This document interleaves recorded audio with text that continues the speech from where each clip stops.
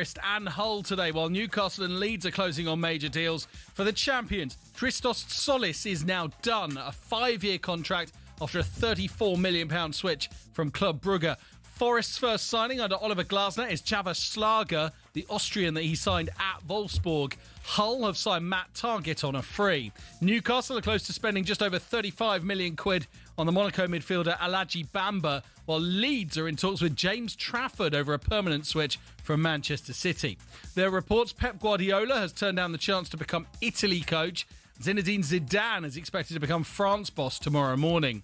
On the day of the opening ceremony, 9 members of the England athletics squad for the Commonwealth Games have pulled out, including Dina Asher-Smith and Katarina Johnson-Thompson. It's not clear why.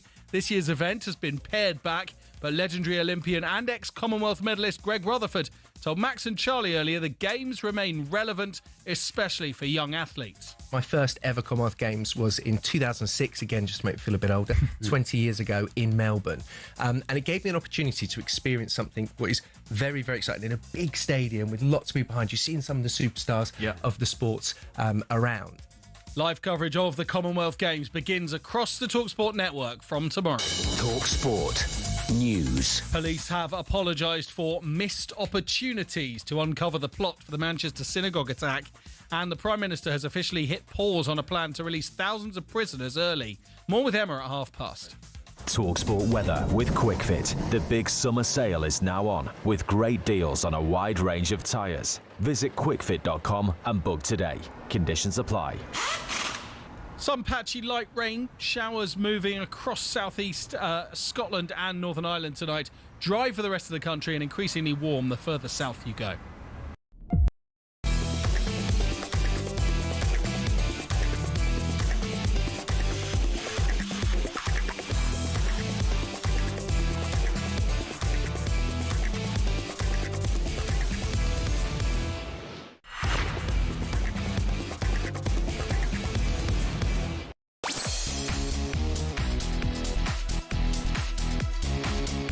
Hello, good afternoon. Welcome to Drive and talkSPORT with me, Andy Goldstein. It's meant to be Troy Deeney, but there he is. It's Troy Deeney, everyone. It's Troy, by the way. Troy Deeney. How are you, sunshine? I'm great, mate. How are you? Lovely to see you. By Jingo, we've got a show for you today after another successful summer with Spain. We'll be asking how highly do you rate Rodri in the Premier League. Troy is going to give us his early Premier League predictions for the season, and we want yours as well. We'll be asking whether it's time to ban the long throw. And former British boxer Paul Smith will look ahead to AJ's fight with Prenga live on talkSPORT this Saturday. All that plus we'll find out what Troy thought of his pre-season, and he'll be giving us some cooking tips, and he'll tell us his top 5 favourite chess moves. This is Drive on talkSPORT. You can be part of the show. 03717 223344. And we'll have a bit of that. Oh, hey, Troy. Great. I'll be honest, I made the last 2 bits up. Yeah, I was nervous there, I'm not going to lie. Cooking tips and fire your number 5. Yeah, be a night 4 to Kate. How are you, Troy Deeney? I am great. Andy Goldstein. It's lovely to see you. It's been a pleasure. I'll be honest with you, I think jet lag, I don't know traditionally when jet lag is meant to hit you. What day is it today? Thursday. So I thought I would have missed it by now. I feel like it's hit me like a train today. Oh, yeah? I don't know why. I had a good night's sleep. I went to bed about 11:30 last night. Oh, yeah? Woke up at 8. That's a good 8.5 hours, Kip. Yeah. But then all day I felt quite tired. I'm currently on my 6th espresso shot. Wow. And I've had a cup of tea in between there. Have you done anything this morning? And a Red Bull. Have you been on the move? I did a podcast, but it was a very easy podcast. Sat behind a desk for an hour. Oh, okay. That was it. No, I went to bed at 2, up at 8. Is that late for you? I don't know. Okay. I just go to bed when I go to bed. Went to bed at 2, up at 8. Went for a walk. Where'd you go? Out, good as gold. Where'd you go? You got a dog, or you just went for a walk? I've got a dog. Dog's back in the States. Do you miss him? I miss my dog when I was over there. She's Cane Corso as well, so she's a big girl. A what? Cane Corso. That's a Vauxhall, isn't it? No. But yeah. Cane Corsa. Yeah, she's the new Cane Corsa with reverse lights. She's good as gold. But no, moving around, I feel good as gold. Maybe I'll hit a wall later, but I feel good as gold. Yeah. And you bought me a drink. Well, you are the first. You are. She's the first. Usually I go, how dare you? But I think you're right. 3 years. I think that and is this the is first. the first time you bought me a drink. Although I did give you a very important text number last night. You did. Not so much as a thank you. I apologise for mine. Nothing. Nothing. What's interesting about your drink, and this is interesting, is I got you there. What's that? What is it? Green tea. Well, green tea. How hot are green teas?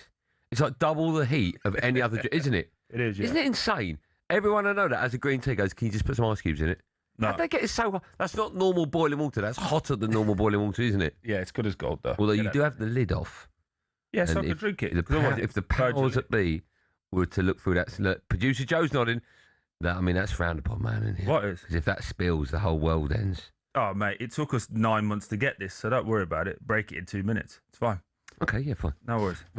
We share your same values. I'm not contracted, so it's more. You're not? Okay, join the club.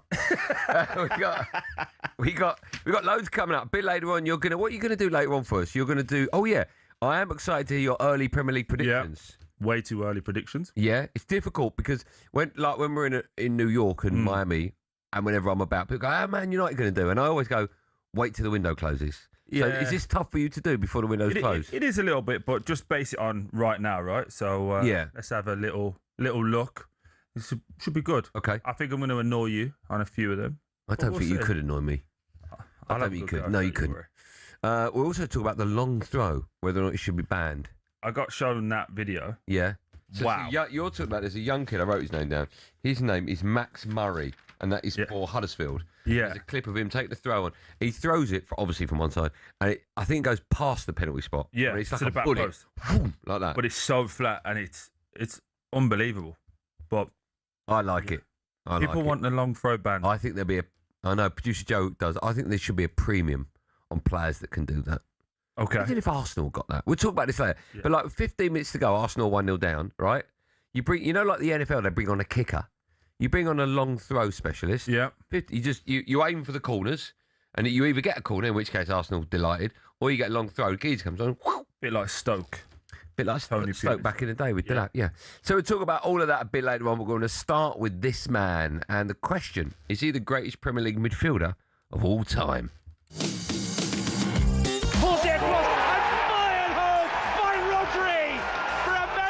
City opener that is totally deserved. Spain get it away. They turn it forward, and they are champions of the world. The winning captain, Rodri, the player of the tournament. Rodri, I thought, was outstanding and the standout player of the game. One step ahead. Yeah. It's a little half turn and let it through his legs, or a Cruyff turn to one of his players. More important now with what's happened at Man City that they keep hold of him. Yeah, the future Man City midfielder Rodri is still up in the air as he reportedly remains interested in a move to Real Madrid. He has, of course, just captained Spain to win the World Cup after previously winning the Euros back in 24, and, of course, the Ballon d'Or the same year. At City, he's won 13 trophies, including 4 Premier League titles and the Champions League. So, it's a great question. Is he the greatest midfielder this country has ever seen in the Premier League? Now, the conversation about the greatest Premier League midfielders always involved the likes of Lampard, Gerrard, Scholes, to name but 3. You can stick who you want in there, really. There's so many. Roy Keane, I'd stick another one in there. Is it time to put Rodri into that conversation? Potentially. I feel like it's a little bit too soon as well. Okay. I feel like we're always trying to rush people into the great. Is he one of the greatest already? Yeah. I think the reason we think these guys that you've just alluded to are great is because of the longevity, their ability to be great for such a long period of time. Now, on that subject, I've had this with Bentley millions of times. Okay. And I agree with that. But then he will always throw out the name Ronaldinho, who didn't have longevity whatsoever. No, he was at the top of his game. Though, wasn't he? Yeah, but he was at the top of his game for 3 years, maybe 4. Yeah. But Bentley said he's one of the greatest players ever. And I said, I don't think you can unless you have longevity. So my question is, on the back of that, how important is longevity then to... I think so. To greatness. Yeah. I think to greatness, longevity is a huge part of it. Why? Because there's so many players that have had 1 good season, 2 good seasons. To be great for 5, 6, 7, 10 years is impressive. I talk... This is not in the same category, but I think someone like a James Milner never gets the respect that he deserves for being at that level for so long and always performing to the level it does. That's a level of greatness that most people can't achieve. Are you saying James Milner's a great? I think he's a great. Yeah, he's a Premier League great. Wouldn't you? Unbelievable. I'd say he's a Premier League icon. I wouldn't say he's a great. Wow.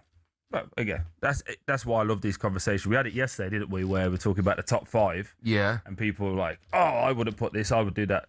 The greatness of it is that he's on anyone's. I think when we go back to Rodri, I think he's definitely up there. But I think there's a few more ahead of him, in my personal opinion. The Prem. So I would go not in this order, not in any order, but Scholes, Gerrard, Lampard, Roy Keane, Vieira, just to name 5. Then you start to look at, I would go Yaya Toure, Fernandinho. They were unbelievable. Makelele. Fernandinho ahead of Rodri, would you? I would, yeah. Makelele as well was unbelievable. Essien. Kante? I know, different type of midfielder. Possibly Kante in there as well. Yeah. He transformed the way that position was played. But with Rodri, I mean, his list speaks for himself, right? Yeah. Let me just go over it again. He's won the World Cup, he's won the Euros, he's won the Ballon d'Or. I mean, he's won countless leagues, Champions Leagues. It was, of course, part of the treble winning season. Yeah. Scored the winning goal in the Champions League for Man City. Do you think he goes down in Man City's? That's a great question. Let's say we did a top 5. Yeah. Would he go down in City's top 5? Okay, so we're talking about this current era that we're in. We're not going back to Summerby, are we? No, because that's before our time, right? Okay, yeah, clearly. I know, but if you're City players, he's going to be in that list. I would go like Kevin De Bruyne, David Silva, Yaya Toure, Fernandinho, then Rodri. That would be my 5. Wow, I'd put Rodri definitely above Fernandinho. Yeah, I think I'd put him above Yaya Toure as well. Above Yaya? Yeah. Wow. Yeah, I think for what he does. Firstly, you don't win all of that unless there's something a little bit special about you. Oh, by the way, we're talking about all of them are special. Yeah. By the way, this is just like nitpicking. Okay. Yeah. I think I haven't got it in front of me. I think he's only one of 7 players ever to win the Champions League. Yeah. The Euros, the World Cup, the Ballon d'Or. I think there's only 7 players. Messi's the only other one this century. I haven't got this in front of me, but I know that to be true. I think when you are a player that dictates the game, controls the pace of it. Yeah. That is so important. And it's so difficult. And we've seen how bad City are without him, right? Well, there you go. So, you know, you I mean, if he was at City for the whole season, didn't have the injury, I think they beat him. I think they beat Arsenal. I think they win the league as well. But also, remember, he had 3 injuries last year. So he was injured, missed pre-season, came back, did a little bit, came back, did a little bit. So I think we ultimately saw, or Spain saw the best of him, game 3 in the World Cup. Because remember, they were playing with 2. They were playing with him and Pedri to start with. Remind me, yeah. Him and Pedri to start with. Yeah. As 2 6s. And then by game 4, they put Pedri on the bench and said, Rodri, go on. Yes. You're back to your best. And also, don't underestimate the value of a great player in your side that you look up to, right? Oh, 100%. I'm guessing you've played at that level. I haven't, but I'm guessing when you've got a so-called superstar in your team, the last thing you want to do is let him down anyway. Even subconsciously, you're going to raise your game, right? Yeah, and also, like, you know, right, when you play with such a good player, like, they dictate, if they're on it in the first 2-3 minutes, you know, wow, we're going to be all right today because that player's on it. Yeah. And it gives you all a monumental lift. Look, again, talking back to the players I played against for City, Fernandinho was unbelievable. Yaya Toure was a beast. 6'3", could play as a holding midfielder, but also just decide, you know what, I'm going to take over a game, run through everybody and put it in the top corner. David Silva, to me, at certain times, you're like a magician. You even play the same game. It makes you question, you know, what reality. Like what am I even doing? And Kevin De Bruyne as well for those 5 years was just unbelievable. Yeah. So can I ask, going back to Yaya Toure, who do you think was more, not the better player, who do you think was more important to City at their time? I'd say David Silva was the most important at the start. No, I meant at Yaya and Rodri. Sorry. Rodri. Yeah, I think so as well. I would say so, yeah. But I also don't, if you look at the team now, I don't think the guys a little bit further up are David Silva level. No, that's right. That's why it's more important. I totally agree with you. Yeah. So that's probably why. But he's fantastic. So one of the questions, or the main question, is Rodri the best Premier League midfielder of all time? You're going to say no. I'm going to say no. Is he in the top 5 midfielders of Man City's last 25 years? Yeah. He is. Yeah. But you put above him Kevin De Bruyne, David Silva, Yaya Toure, and Fernandinho. So he's 5th on that list. Yeah, but again, you could rotate in my opinion, you could rotate the Yaya, Fernandinho, Rodri to whatever you like. But he's not in the top 2. The other two have been monumentally special. How good a player has Rodri been in the Premier League? Is he one of the best midfielders of all time? Maybe you think he's the best. And also, City fans, you've been spoilt with superstars over the last 10, 15 years. How highly do you rate him? 03717223344. Rodri chat is how we start today's show. Get involved.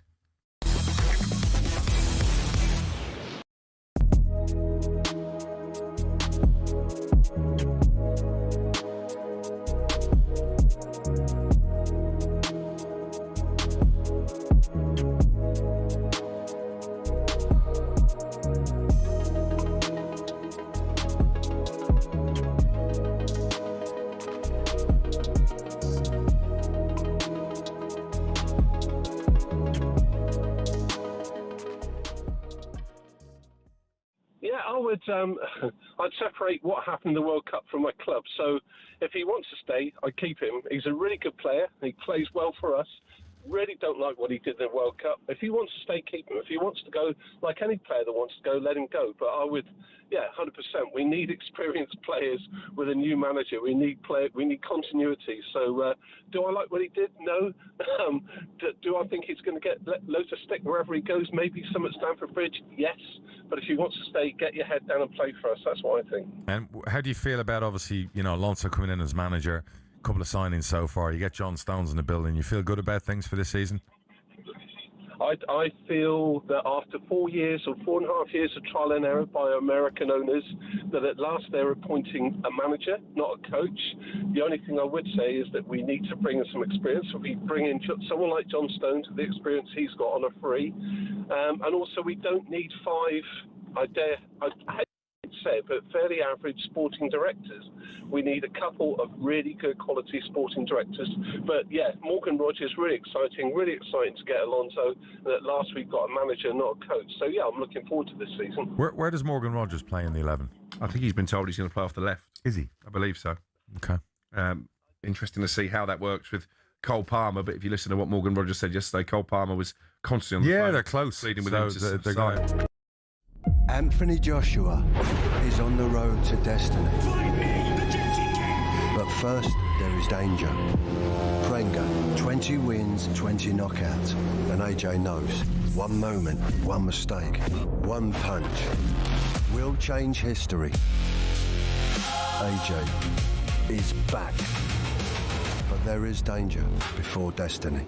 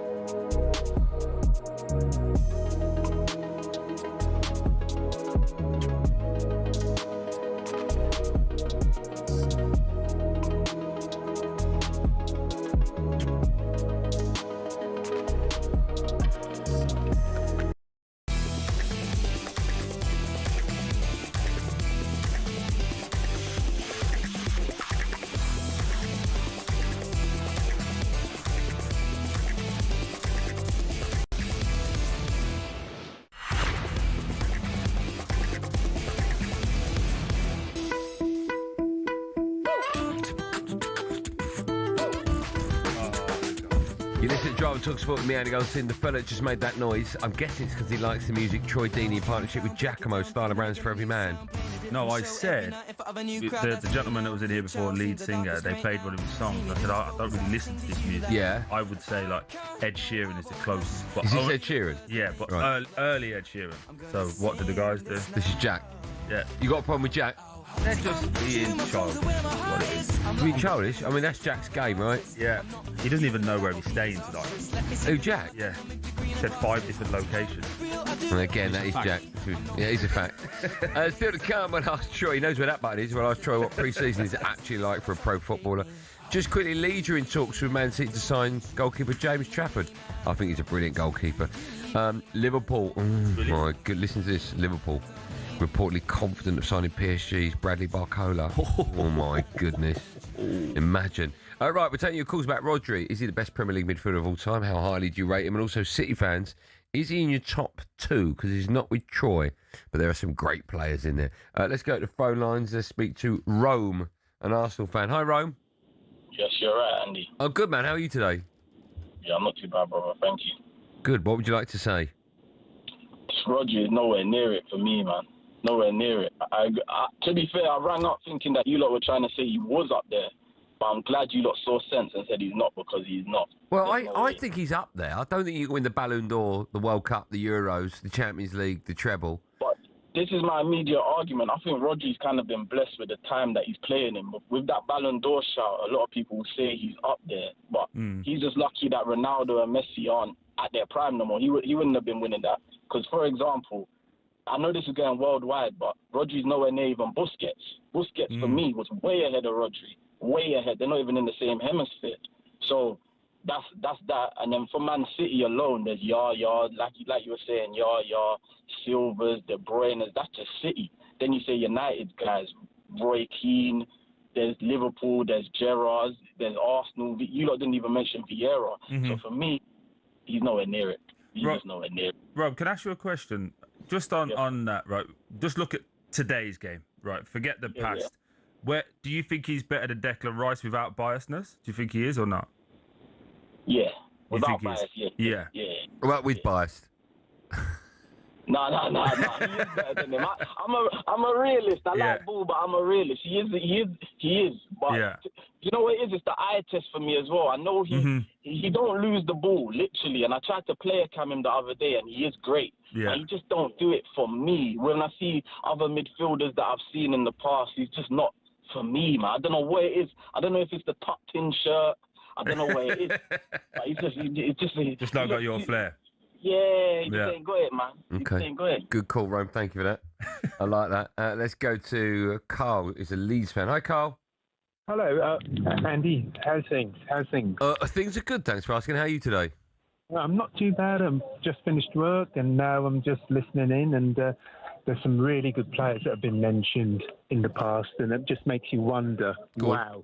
But anyway, with regards to Rodri, no. I have to say no, and I agree with the guy beforehand. What you say no to? What question are you saying no to? I'm saying no, the greatest midfielder. Okay. He's not the greatest. Is he in the conversation?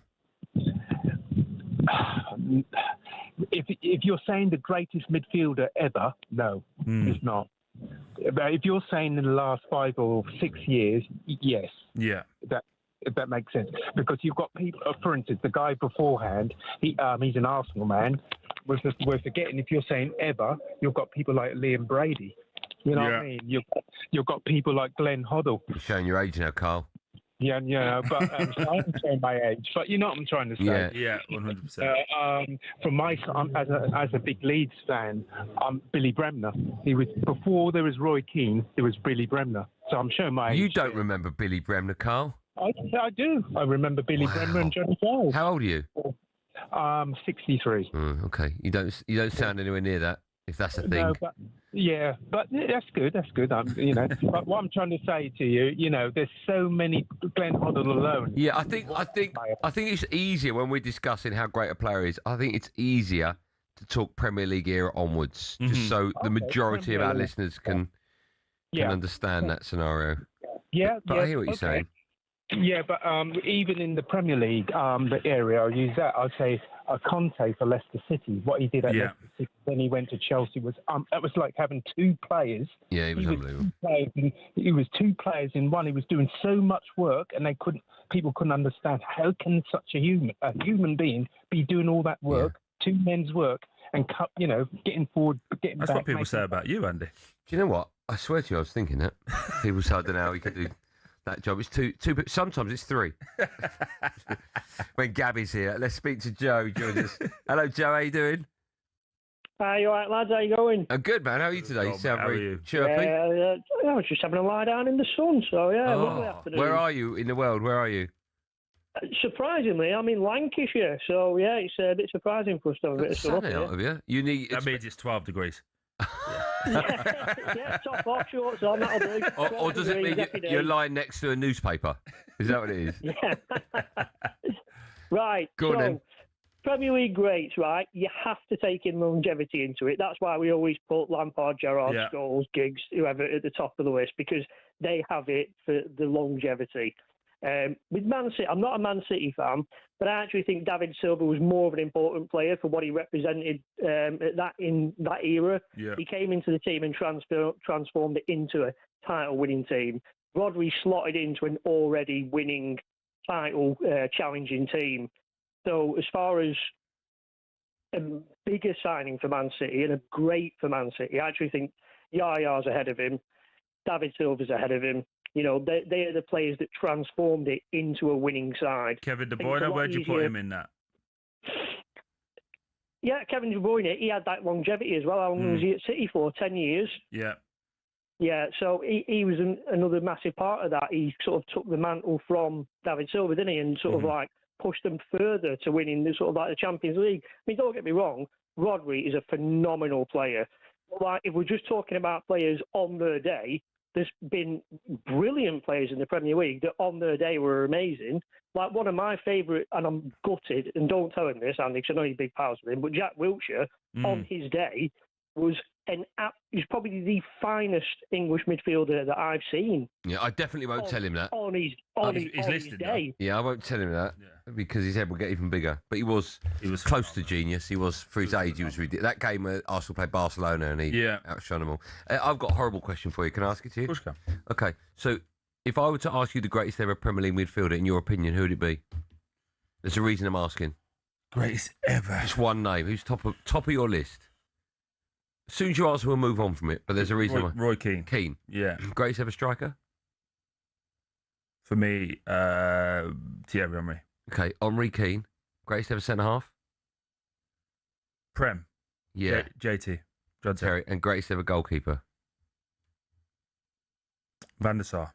Van der Sar over Schmeichel or Petr Cech? Petr Cech, yeah. Van der Sar. Really? Yeah. So you go Van der Sar, Terry, yeah, Keane, yeah, and Henry. Yeah. The greatest ever spine of a Premier League, that is yours. Okay. Was that a bad No, choice? no, not at all. I find that incredibly interesting. I would change a couple of them. You would go... I'd go Schmeichel. I'd go Rio. Yeah, Rio is... It's whatever you want, but in terms of defender, organiser, gets the job done. Yeah. JT for me. Okay. I never played against Rio either. I played against John. Oh, did you not? No. Okay. How'd you get on against John?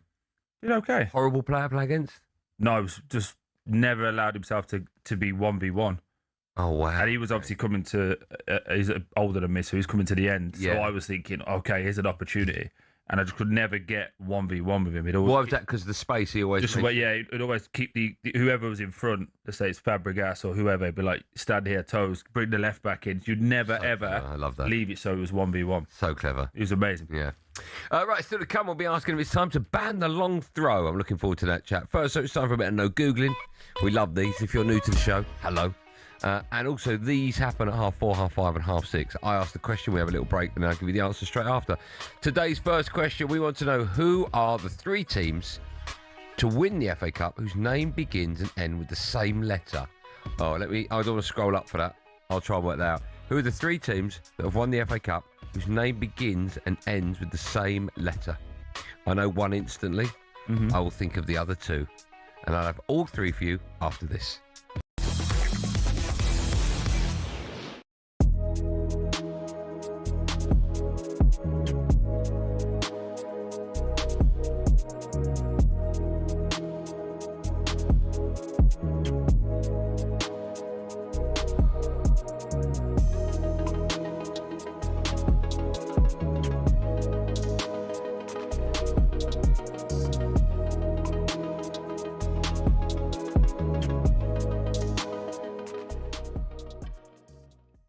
Let's just say something about Tottenham here. It's a big conversation because obviously it's about trophy wins, European Cups, all of those sort of things come into it. But in the modern world, it also comes down to support base.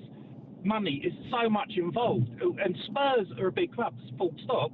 Of course, we're above someone like West Ham. We have got more support. He had you above West Ham. Globally.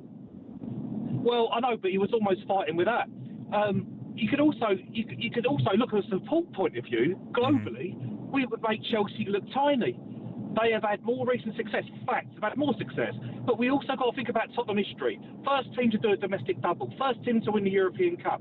we have history that can't be ignored in the same way that, like, sorry, Aston Villa. without being pedantic, people will be shouting at the radio, European Cup, not the European Cup.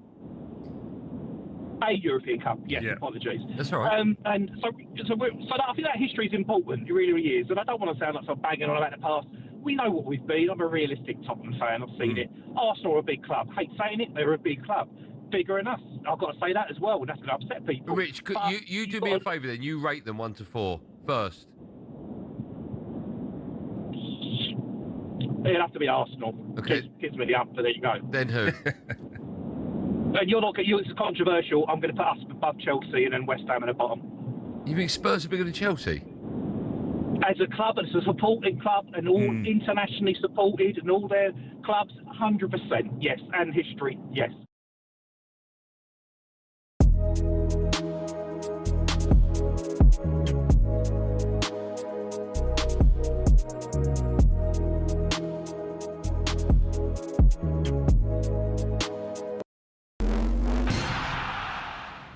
Over the last few years, Formula One has gone from elitist and insular to a global entertainment brand.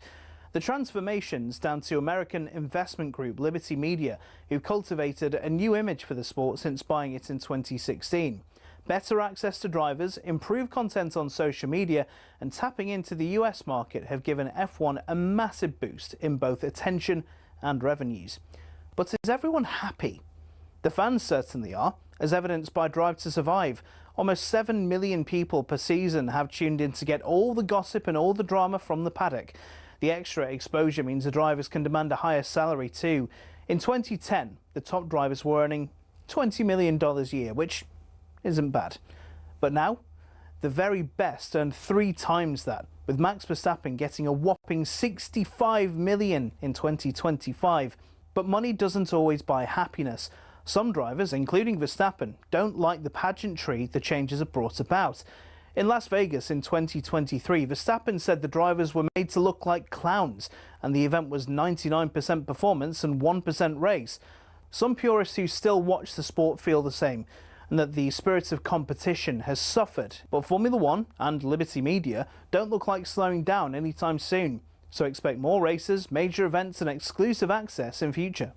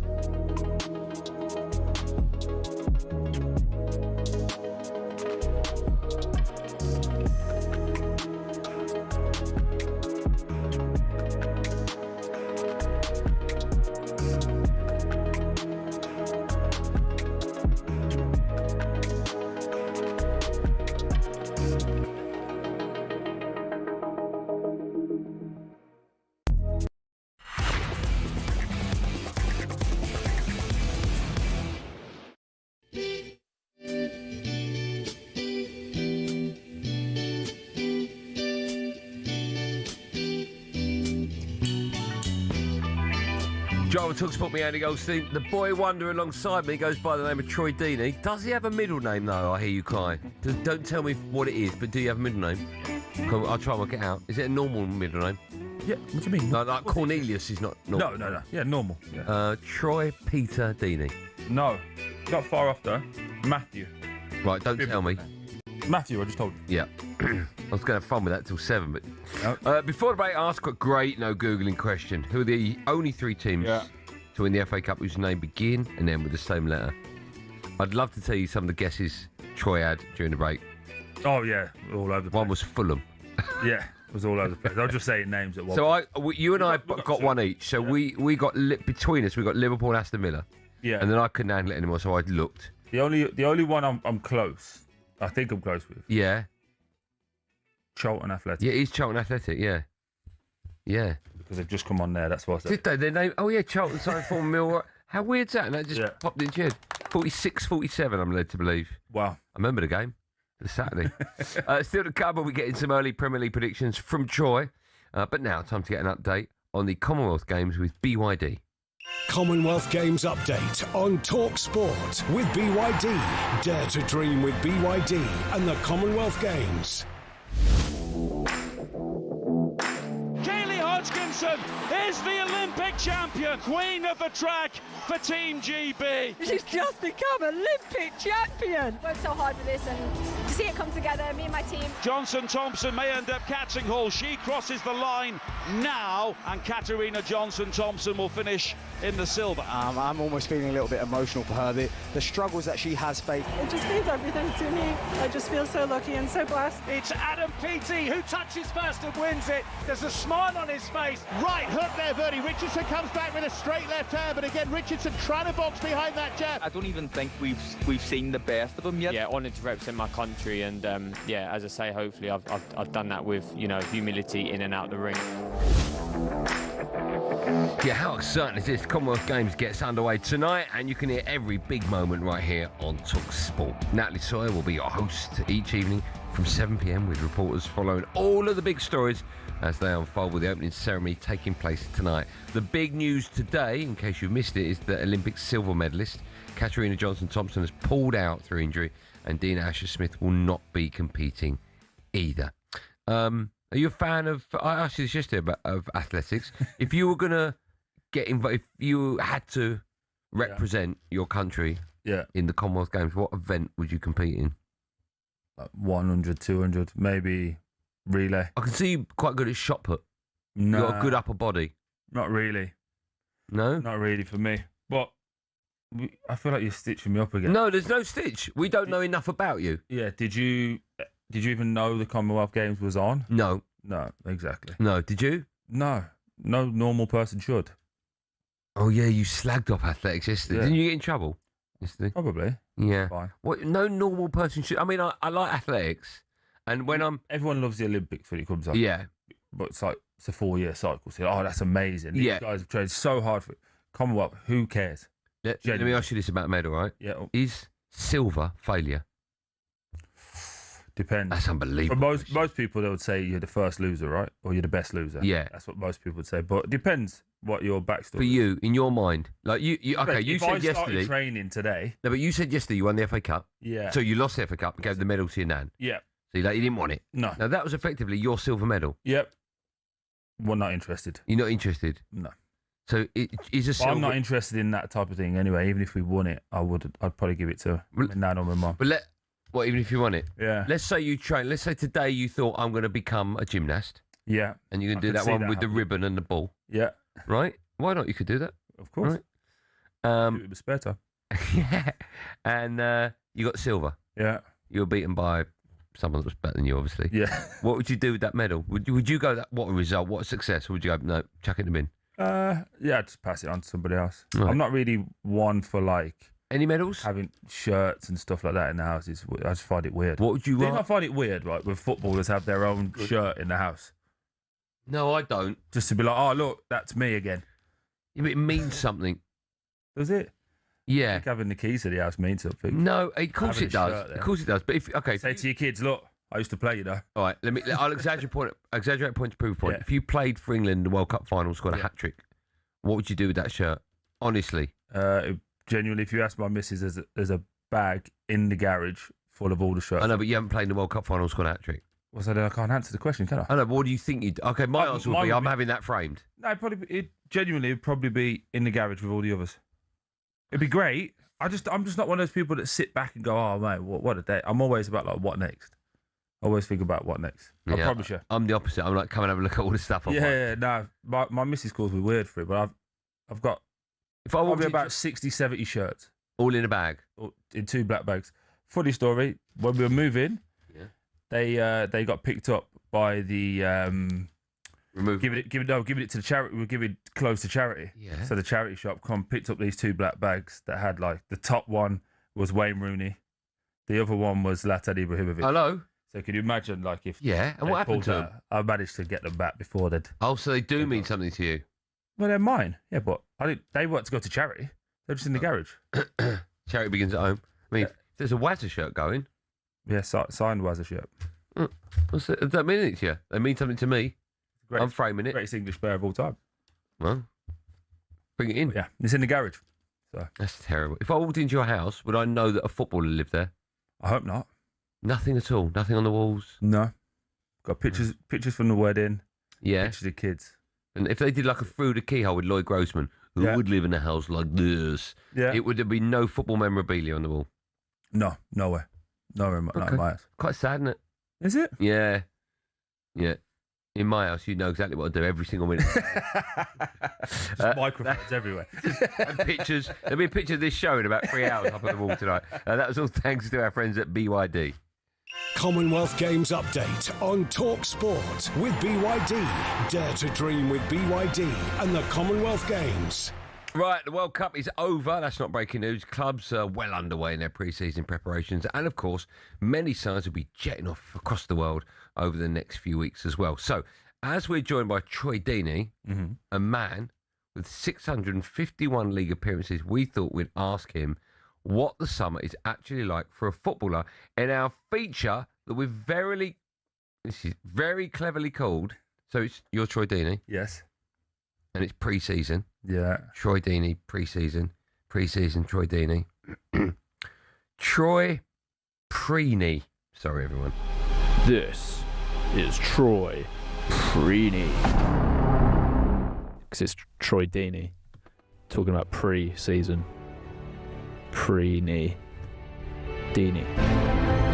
That's actually brilliant, isn't it? That works, doesn't it? It works. So bad it's so awful. Yeah, that it works. No one's going to copy that. Yeah. Right. Firstly, I'm guessing this is huge on your scale of I loved it, I hate it. How much did you hate pre-season? Weirdly, I loved pre-season.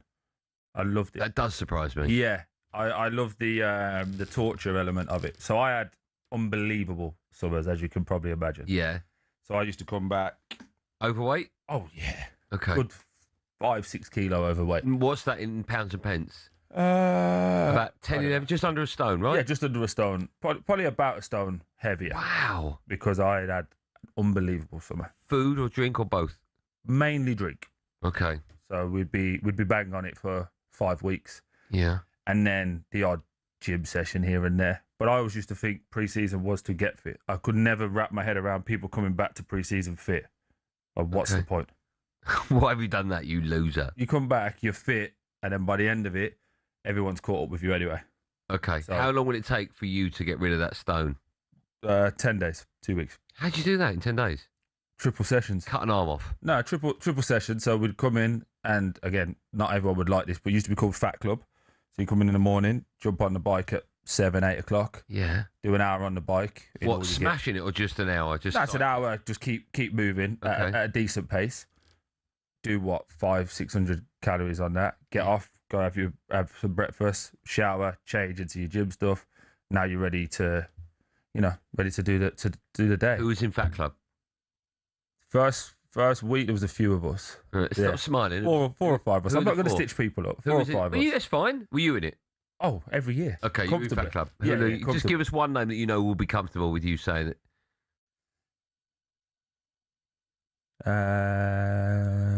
No one that's comfortable. No one that'd be comfortable with it.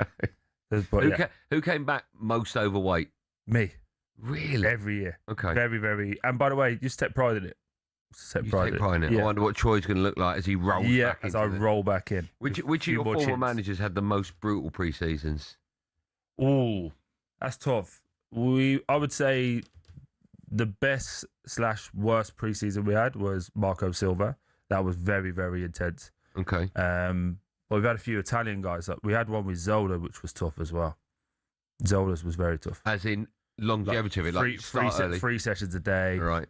Bang on it. But yeah, none of them are easy. Can I ask a really silly question? Right? If you've got a manager, that gives you an unbelievable pre-season where you're working like a dog, 3 sessions, and you are the fittest you've ever been, will you collectively be better? Yes. It really is that simple an equation. And if you're fitter, you will be better. And we also used to do. I don't think they do it anymore, but there used to be like the first 10 days you wasn't allowed to get like any treatment, any feel on your feet or anything like that. What do you mean any treatment? You know, like people go and get massages and all of that. Yeah. Like first 10 days, why? You used to have to suffer because they wanted you to have that callousness of like the hard work in your legs. Then on the 11th day, you'd have the day off. A bit stupid, isn't it? I actually got a tight groin. No, you're gonna have to wait till Tuesday. It used to be like stretch it out, try and keep it moving. Yeah, it was good. But I found that those old school ones were a lot better than the new school ones. And I'm going to show you, as we continue this conversation, I'm going to show you a picture of when I... Oh, that's what you're looking for? Yeah, when I came back. With your phone that you just couldn't put it down. So this obviously can't get shown, but this was me on holiday. Yeah. So this won't go out. You can't show me. That was me on holiday. Hold on, I've got such bad eyes now. Sorry. So this is good or bad? This is bad. This is bad. That looks amazing. Sorry, is that you? Yeah. Nice glasses. That's bad. Yeah, that's me, as you can see. Okay, I would take that now. Okay, and then I'm going to show you where we keep this conversation. When was that picture taken? That was in June. That was 25th of June. Okay, so this year? I wish. So that's 2018. Just to sort of paint some kind of picture, that if I was perfect in my idea, so I had like a 6-pack. Yeah. That is, I've just drunk a bottle of Coca-Cola, right? Okay. So 6-pack strong, lots of definition, but a tiny intruding tummy, right? Yeah. So, but I'm going to show you. And that's bad. That's you out of shape. That was for because remember we had to be under 10% body fat. Right. So wow. That was not. I don't think I'm under 10% on my toes at the moment. So I'm going to show you a picture now of at the end of pre-season. Yeah. This could take some time. Sorry, I've got a load of pictures. I apologise. Yeah. While you're looking for that, do you have an unbelievable story about pre-season you can share with us? Like people cheating, trying to maybe putting tags on dogs, scorn. No, yeah. When they always used to do that whole like you got to go for your runs. I never used to do that personally. It used to wind me up. So used to fit my time's my time. But when you do, must have been such a pain to manage, Troy. No, when I'm in, my time's my time. When I'm in, I'll do whatever you need me to. $200 a week, yeah. Well, your time's my time, I'm afraid. Nah, okay. But I miss like the birth of my kids and that to be there. So the least I can do is that. Here we go. Okay. Get into it now. So this is after 10 days. Okay. This is how it looked after 10 days. Obviously, I'm sorry that you can't see it. Yeah, was it cold that day in your pants? Okay, I mean, you look fantastic there, right? This is the end of pre-season. Right, again, it won't. Oh my god! I mean, you're ripped, absolutely ripped. Yeah, but you look quite ill there. You look quite pale. Yeah, I did look ill. Do you know what I mean? You look quite drawn. Hence why I had such a great summer. Yeah, because it was so tough for me to make the weight. Yeah, you don't look healthy there. No, so I used to play at like 94 kilos, and I'd probably in the summer I'd go up to like 107. Wow, what are you now? About 112 now. What about the other side? About 112 now, yeah. Who wants to hear the tarp music again? Yeah, me too. Good work. That was today's Troy Deeney, everyone. Troy Deeney. This is Troy Deeney. Because it's Troy Deeney. Talking about pre-season. Deeney.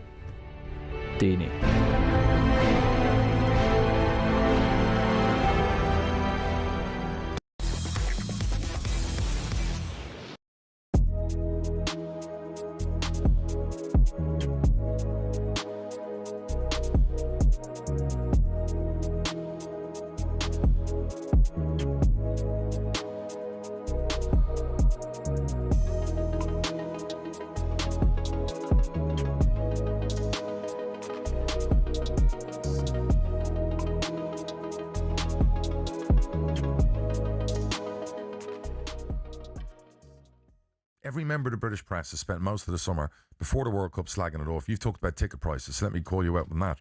Was it expensive? Yeah. Was it difficult to go to games and whatever else? 100%, but they sold out most of the games. They're all sold out. Yeah, but my question finish. to you would be, let me finish. They sell out to the right people. What do you mean the right people? Whoa. What does that mean? Well, That's a very dangerous comment. The right people. I thought the atmosphere was a little bit diluted because you didn't necessarily have genuine football fans. You had tourists. Okay, are we now quantifying when you buy a sports ticket, you have to qualify as a fan? Well, I think it's unfair if you're pricing out I'm not genuine fans. Hang on, I'm not a chess fan, but I might go to a chess event one day. Does it mean I can't go because I'm not a chess fan by nature? I mean, that's a ridiculous comment you've just made.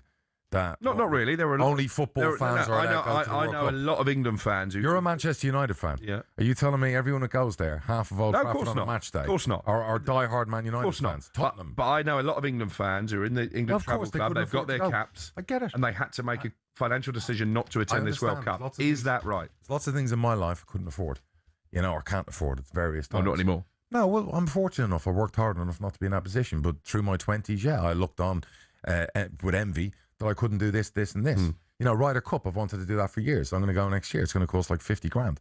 I couldn't do that 20 years ago, 30 years ago. And I get it was too expensive. I would have liked more fans to have had access to tickets. I get that totally. But it sold out. It was a commercial success. No matter what, everyone wants to write about it and bring all the political stuff. Anthony Joshua is on the road to destiny. But first, there is danger. Prenga, 20 wins, 20 knockouts. And AJ knows, one moment, one mistake, one punch will change history. AJ is back. But there is danger before destiny.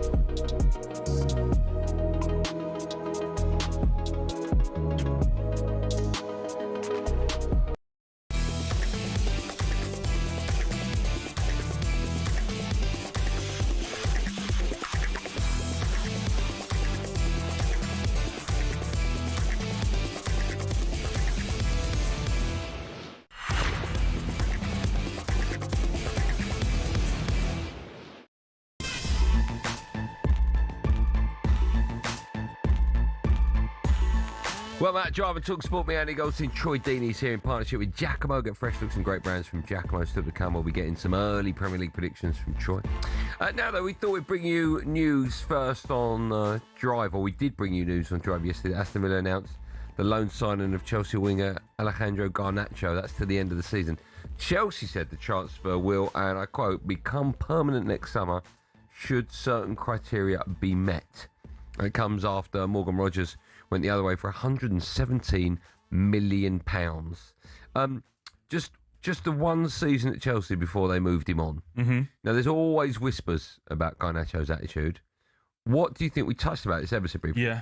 Yesterday, touched on it. What do you think Villa have seen? Do you think they must be aware that there's a problem with this kid, right? Because Man United moved him on, Chelsea moved him on after one season. They must be aware. But do you think it's a little bit like Cantona, right? So Cantona was like a problem child, right? He went from club to club to. He was always getting in trouble, always getting sent off. Even for the national side, for French, he was getting in trouble. But Fergie obviously thought, I can get the best out, and he did. Yeah, and he really did. Do you think the same can be said for Unai Emery? Yeah, I think a big part with Garnacho is he needs to feel loved. He needs to feel like he's the main man, should we say? I think at Villa now Morgan has moved on. There is that space for, giving him a bit more attention, a bit more love, and he'll probably play 4 or 5 games on the spin before he's taken out. So I think there's an element of that. I think Unai Emery has seen it all as well. You look at Jadon Sancho last year, for example. He took Rashford the year before. Yeah, that's very a lot of these players who are considered problem child, he's taking care of it.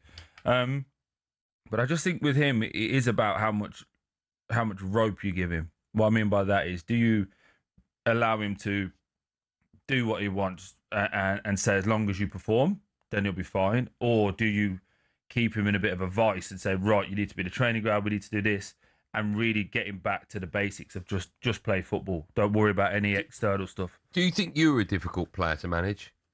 Not really. tell me the truth and it's fine. Would you do everything that was asked? I mean, you talked about pre-season. You're like, I'm not running today. No, I would, in pre-season I do it every day. Okay. Every single day.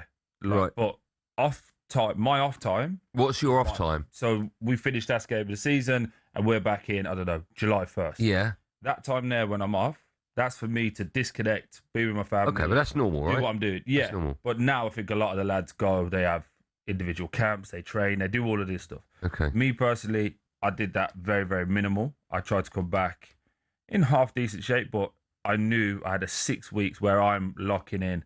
And again, anyone who played with me would tell you that I worked ridiculously hard to get the best out of my ability because I wasn't as good as everybody else in terms of technical. So I used to overcompensate by being able to do more than everybody else. I don't think most players are hard to deal with. You've just got to tell them the truth. You did you ever have a sliding doors moment in your career where you weren't jail? Yeah, that kind of helped. No, I mean as a footballer, as in, yeah. Did you have a moment where you weren't a good kid? You always thought you knew best, and there was a moment where no, I came into football late, so I used to be a builder, didn't I? Yeah. So how late were you when you made it as a pro? 19. Okay. Never been at an academy before that. Wow. Okay. So yeah, I was very much more in do as you're told. This will all be great, you know. Because it's not a real job. I used to be a brickie, so I used to leave at 5:30 in the morning. Yeah, but get home at 6, and they're going, "Oh, be at 10. You'd be done at 2." I'm like, "This is mint." Yeah, but do you think that helped you as a person getting into that industry late? Short term, yeah. But I also think then once the money came, I wasn't prepared for any real So how much were you earning as a bricklayer? 250 a week. Okay, and the following week you signed. Your first paycheck was how much? My first paycheck was less. I was on like 180. Okay, but when I got my big one, I went to $5,000 a week. And you think you won the lottery? Absolutely. You turned into an idiot. I already was. It probably just accentuated it, if I'm being totally honest. I already was an idiot because of like my friends and that, where we were running around, we were doing a lot of 21-year-old things. Yeah, so, naughty things. Sure. Okay. But yeah, and then ultimately, every time we went up the rung, so when I had Sean Dyche, he pushed me to be a real good man, like made me a man in that regard. Then we got Gianfranco Zola, who made me a footballer. And then every time we went up the rungs, I got like Marco Silva, who was like, this is what it's like to be a professional. We got Walter Mazzari. He was like, this is what it's like to be tactically aware. So every time we went up the rung, I had to keep developing and learning what to do. So I always enjoyed that element of it. So when you look at the managers that Garnacho's had, yeah, to me, I just wonder whether these kids now. This is not a Garnacho thing. I say kids because they're younger than me. Yeah, I mean to be patronising, but a lot of these kids now, they prefer the allure of being able to say I'm a footballer as opposed to what comes with it. Because the reality of football is, for as much money as you get paid and you work on the weekend, pretty hard work in general. You have to sacrifice a lot to be in that situation, whether that be privacy, time away from your family and your kids, whatever. But the hard work of it is, it's actually not that glamorous. How many like musicians it's not as glamorous as everyone thinks. No. You know, the tours come at the end. It's all the hard work before. So I always think that a lot of these kids now, they want it to be easy. And it's not easy because you're doing a job that millions of people would die for to be in that situation. Okay. Do you think he'll be a success at Villa? Or let me ask you this: if anyone's going to make him a success, yeah, be Unai Emery and Villa. But I also think if he doesn't, I do worry about people like him long term, how they live with themselves in terms of living with what if. Everyone who I know who's retired early always has that what if I'd have done this, and they struggle. The ones who are able to retire comfortably, not financially but just mentally, it's like, I gave everything, I had no more. They're the ones who normally are quite cool. Yeah. Okay, it's fascinating. When we come back, you've picked your Premier League winners and losers, right? I believe so. Your early... too early predictions. Okay, yeah, I like that. So that'd be fascinating. What have you picked? Winners? Top 5? We're going for specific teams. Oh, okay. So Like you're how going to name they're the gonna teams, do. so you're going to tell me how they're going to do. Okay. Yeah. If you want to be a part of the show, we've got boxing chat as well, and the best of talkSPORT. What a good hour. If you want to be part of the show, you can. Maybe you've got some predictions. 03717 223344. Dial in now. Avoid the rush. 03717 223344. That's all coming up in hour number 2 of today's Drive Time.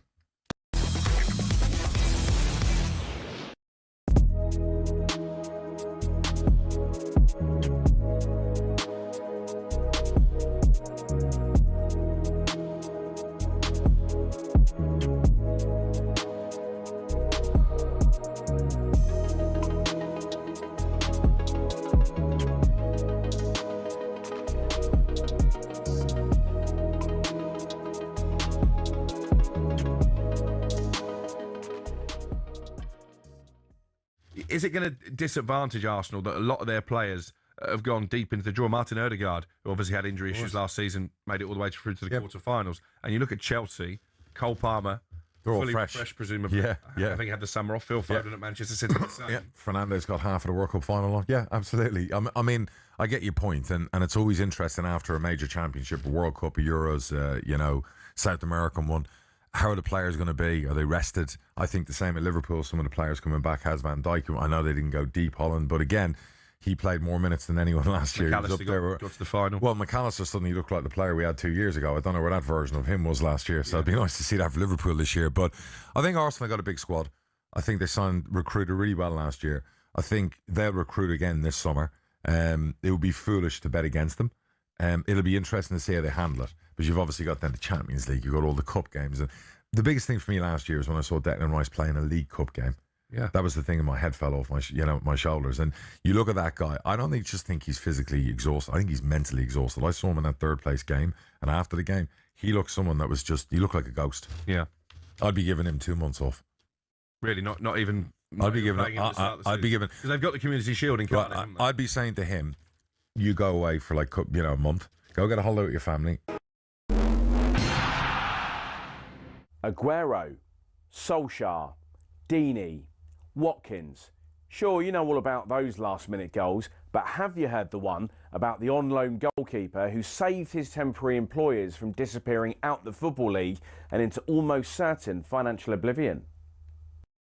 Back in 1999, Carlisle United, managed by Nigel Pearson, were fighting to stay in the Football League. Carlisle's finances were precarious with a capital P that season, leading to a scenario where, with 3 games to go, they had to ask the FA to sanction an emergency loan deal to bring in a goalkeeper. Swindon Town's Jimmy Glass arrived at the club. His efforts in his first 2 games earned the Cumbrians 2 draws. Those vital points meant that Carlisle went into their final game of the Division 3 season, now League 2, needing to beat mid-table Plymouth Argyle in front of their own fans and hope their relegation rival Scarborough didn't win against Peterborough at home. The game at the McCain Stadium finished 1-1, and with the same scoreline at Brunton Park deep into injury time, Scarborough's fans invaded the pitch en masse, believing their Football League status was secure, convinced they'd done enough to stay up. However, there'd be one more plot twist. Carlisle won a corner in the dying seconds, and up came Jimmy Glass. In one of those you couldn't make it up moments, Glass scored from a rebounded header and was promptly swamped by teammates and thousands of fans who quite simply couldn't believe what they'd just witnessed. As for Jimmy Glass, he became an overnight celebrity, but he never played for Carlisle again, and his playing career never really kicked on after that defining moment. He took on various jobs outside of football before finding his way back into the sport as player liaison officer at Eddie Howe's Bournemouth, and most recently the general manager at non-league Wimborne. Not the fairy tale ending to one of the most Hollywood moments in football, but the name Jimmy Glass will live on forever as the scorer of that goal, arguably the most important in any club's history.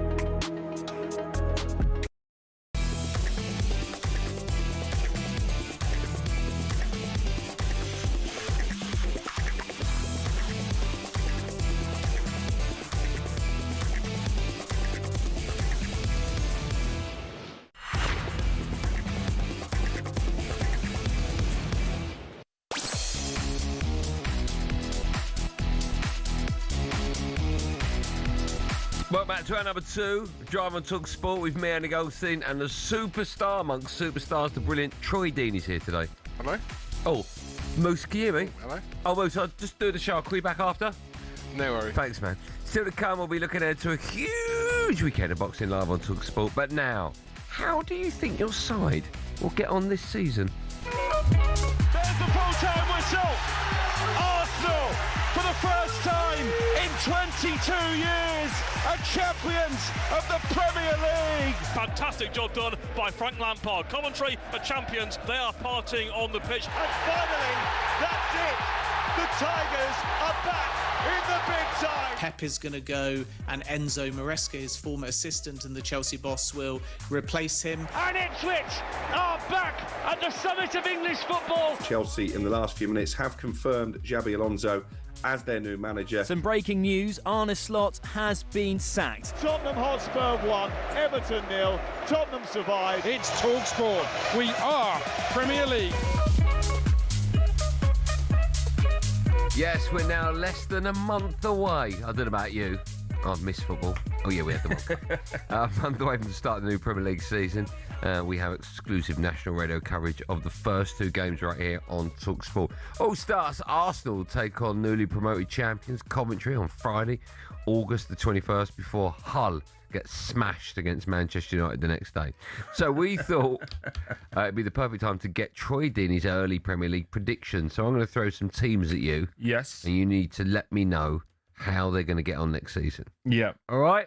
Are you ready, Troy? Yes. You got some notes on a bit of paper there? Yeah. I don't know what to say. Let's start with the defending champions, Arsenal. How will Arsenal get on? Should win it all. Right. All is what? Everything? Boat race? I thought we were just talking about the Premier League. Yeah. Should win the Prem.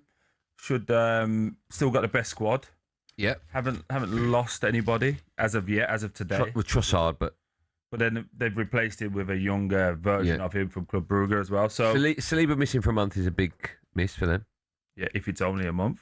But they've got 7 centre backs on their book. So still got the best squad. Still got the deepest squad rotation there available. So I think Arsenal should still be now the favourites. I actually think there's more pressure on them now than last year. Do you? Yeah, I don't. Because I think they're outright favourites now. Yeah, but they've done it. Yeah. They will always have that monkey on their back of like, no. 100%. Now they've done it. But now everyone's expecting them to win it. There's more expectation now on style of play. Yeah. There's more expectation on dominating lesser teams. So I think they win it. And it's on everybody else to try and catch them. What do they need to do to make them better? Oh, I think it's really difficult because they're building it off a basis of a back 4-5, including the goalkeeper, that are solid and don't give up too many chances. I think everyone would like to see them play a little bit more free in terms of the wide players do a little bit more, but it's very methodical and it gets the job done. Okay. So, who do you think will be? I've not had this conversation with Benny. Who do you think will be when everyone's fit their number 9? Will it be Gyökeres or will it be Kai Havertz? Havertz for me. Why is that? I think he's just a better footballer. Is he a number 9, if you know what I mean? No, he's not. I think Gyökeres is the 9. Again, you come under pressure when he says, but I don't think he's at that elite level. No, I agree. And I think Havertz is the more reliable footballer. And I think that's been shown. So it was my opinion at the start of last year. People crucified before it, but yeah, absolutely. And then all of the big games, Man City away with that Gabriel Haaland game, Havertz starts and scores in the final Champions League final. Havertz plays. So and you saw when Gyökeres came on, I mean, balls just bounced. Yeah, and I just think Havertz is just better. He's just better. I agree. So that's not it's not a slight, but I just think he's a very good option to have off the bench. From one side of North London to this the is other, going to get me Spurs, 17th last season. Yeah, I think they'll be better than 17th. I don't think they make Europe. I don't think they make European football. I also have a lot of question marks as we sit today. Where are the goals coming from? Okay. A lot of their front line injured. Xavi Simon's injured. Madison coming back off injury. Kulusevski, does anyone know whenever he's going to be back or what's happening? Can I ask? You know people in football. Yeah. Do you know what's happening there? No. Apparently it was going to be like only a couple of months. It's been nearly a year. He hasn't played. But no one knows what it is. No, right? can't tell you what it is. Solanke, when fit, is good, but when you have to start a sentence, when fit, he's is never he an England striker? When fit, yeah. I think he'd have to be in that argument. I just don't think we have a great pool of centre forwards anymore. But I think he's all right. Richarlison has not really hit the heights when you start to Kudus is injured as well. So when you start to look at their team, on paper it looks all right, but where's the goals? Who's the goal scorers? Okay. Where's this? That's supposed to going to get us 15 to 20 goals. They've got a good manager. I was going to say great manager, but they've got a very good manager. Right? Made some good signings. Yeah. I think it's really interesting that they've shored up the back line as well, because clearly that they feel that's an area. Keeper? The Bravka's probably better than the other two, which is a worry. James Trafford. Where did I say he was going? Leeds. Yeah. He's a goalkeeper and a half. Isn't he, James Trafford for Spurs? I don't know yet. For me. Do you not? Okay. I really like him. I think he's got the capability, but I still think he's very slight as a goalkeeper. But maybe the way that the game is going now, where goalkeepers are a protected species, then you're not allowed to touch them anyway, are you? So no, that's fine. I think again, the two centre halves that they brought in Van Hecke and Senesi are good. Yeah, but they're not better. You'd agree with me on this. They're not better than Romero or Van der Ven. So if they lose one of those guys and the other one has to step in, technically they've got worse. Yeah, technically they're worse. Do you get what I mean? If you lose Van der Ven or more Romero, depth now. Who will be the first two? It'll be those two, right? It would be those two. And if those two are backups, then unbelievable. But if you lose one of those or both of those, I see what you're saying. You've They're lowered. Strong. You've lowered. Are you a Van der Ven fan? I am. Divides the room. Yeah, I am. I think anyone with that pace is a massive asset, but he can definitely improve on his actual. Where will Spurs finish? I'm going to go 9th. All right. Will Spurs fans be happy with that? Probably not. No, I don't think they will. They should be looking at Europe, but this is right now. Yes. I think there's so many holes still. Okay. Michael Carrick, his first full season in charge at Man United, got third last time. Yeah. I don't think they'll make Champions League right now. Why are you smiling when you say that? Because I know he's going to annoy you. Chief, you are. The reason being is we don't know what Carrick's like with 3 games in a week at this level. That's true. We obviously saw him in the Championship, but not at this level. Now having to look at Premier League, Champions League, FA Cups, Carabao Cups, you can't go out as early as you have done in previous years. There's an expectation now to do more. Bruno Fernandes, do you really think he's going to have the season he's had last season, this season? I think that'd be unfair to... Why wouldn't I? Why wouldn't you? More games, played in the World Cup, so less rest. Yeah, okay. We saw Mo Salah have an unbelievable year, and then the following year not be able to live up to it. Now, obviously, there's different circumstances, but you would argue that there's precedent for that. He's a year older, and if he's not in your team, who replaces him?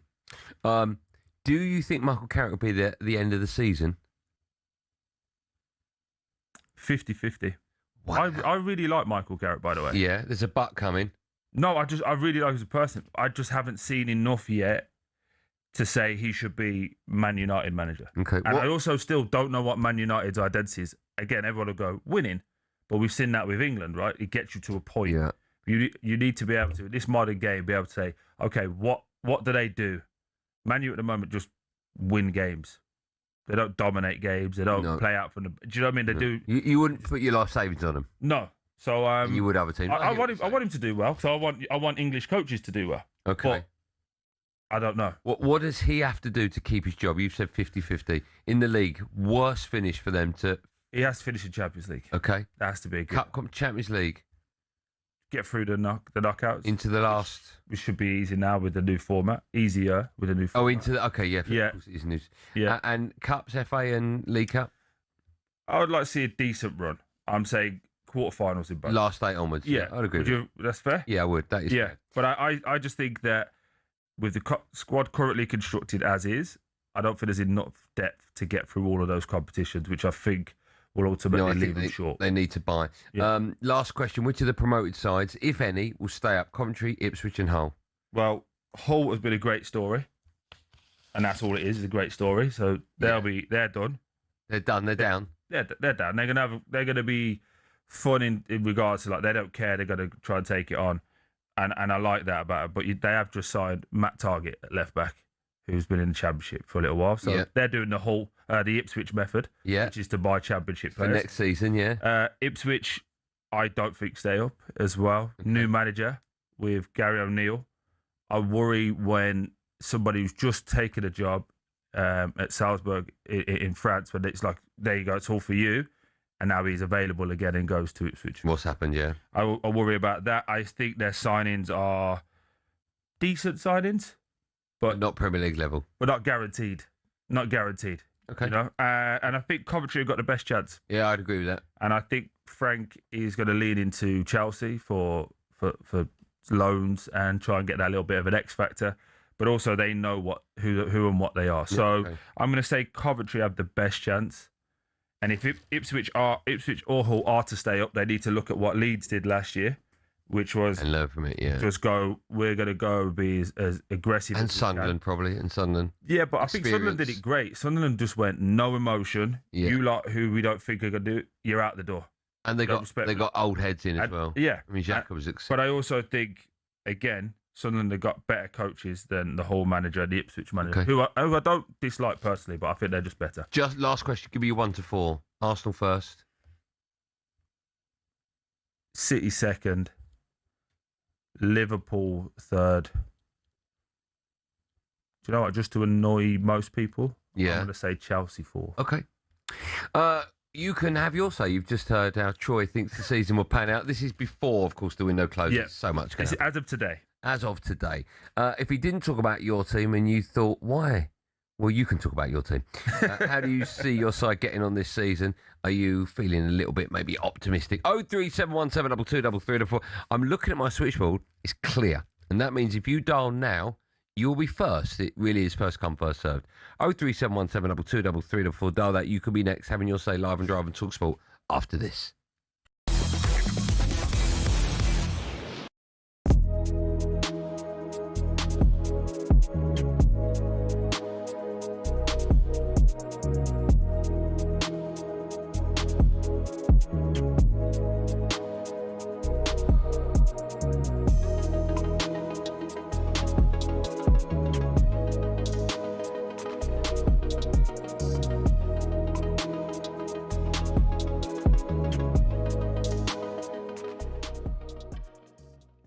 Jack Grealish. Yep. Also going to be back at Man City. Yep. Next season. It'd be interesting to see what happens with Jack if he's given a chance by Maresca, because he would have been part of that Man City squad that Maresca was at. Or will the manager think, no? And will Jack think, you know what, maybe I want to move on? I think it's still early doors. I think we have to see what happens over the next 6 weeks. You know, still 6 weeks left of the transfer window. Start of September, it closes. I don't see him staying there. I see him moving on. Where? It wouldn't surprise me if he moves somewhere else in Europe. I don't see him staying in the Premier League. So I think he's still got 1 year left, I think, of his contract. So the wages as well, will that be a problem for some of the clubs, maybe in the Premier League? But don't rule out maybe back to Everton. David Moyes loved him. Yeah, he did well there. Yeah, he done very well there. Did well there. Okay, interesting. And then, of course, Rodri, reportedly waiting for Real Madrid president Florentino Perez to sanction his return to Spain, and then there's growing support for the move in the capital after he skippered them to the World Cup. Of course, as well, he's linked to Real Madrid. Do you see that one getting done? It depends, because I did see that from Perez saying that it's not something that they want to do, and I don't think Manchester City are going to let him go on the cheap. I think before the World Cup, they maybe would have negotiated a deal, but his performances in the World Cup was the Rodri that won the Ballon d'Or a couple of seasons ago. That Rodri I wouldn't sell for anything less than 80, 90, 100 million if I'm Manchester City. He's that good. And he's one of them players, Rodri, Shaban, that will play deep into his 30s. You know, doesn't rely on pace. Very good technically on the ball.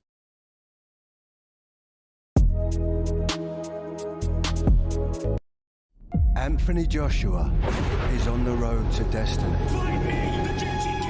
But first, there is danger. Prenga, 20 wins, 20 knockouts. And AJ knows, one moment, one mistake, one punch will change history. AJ is back. But there is danger before destiny.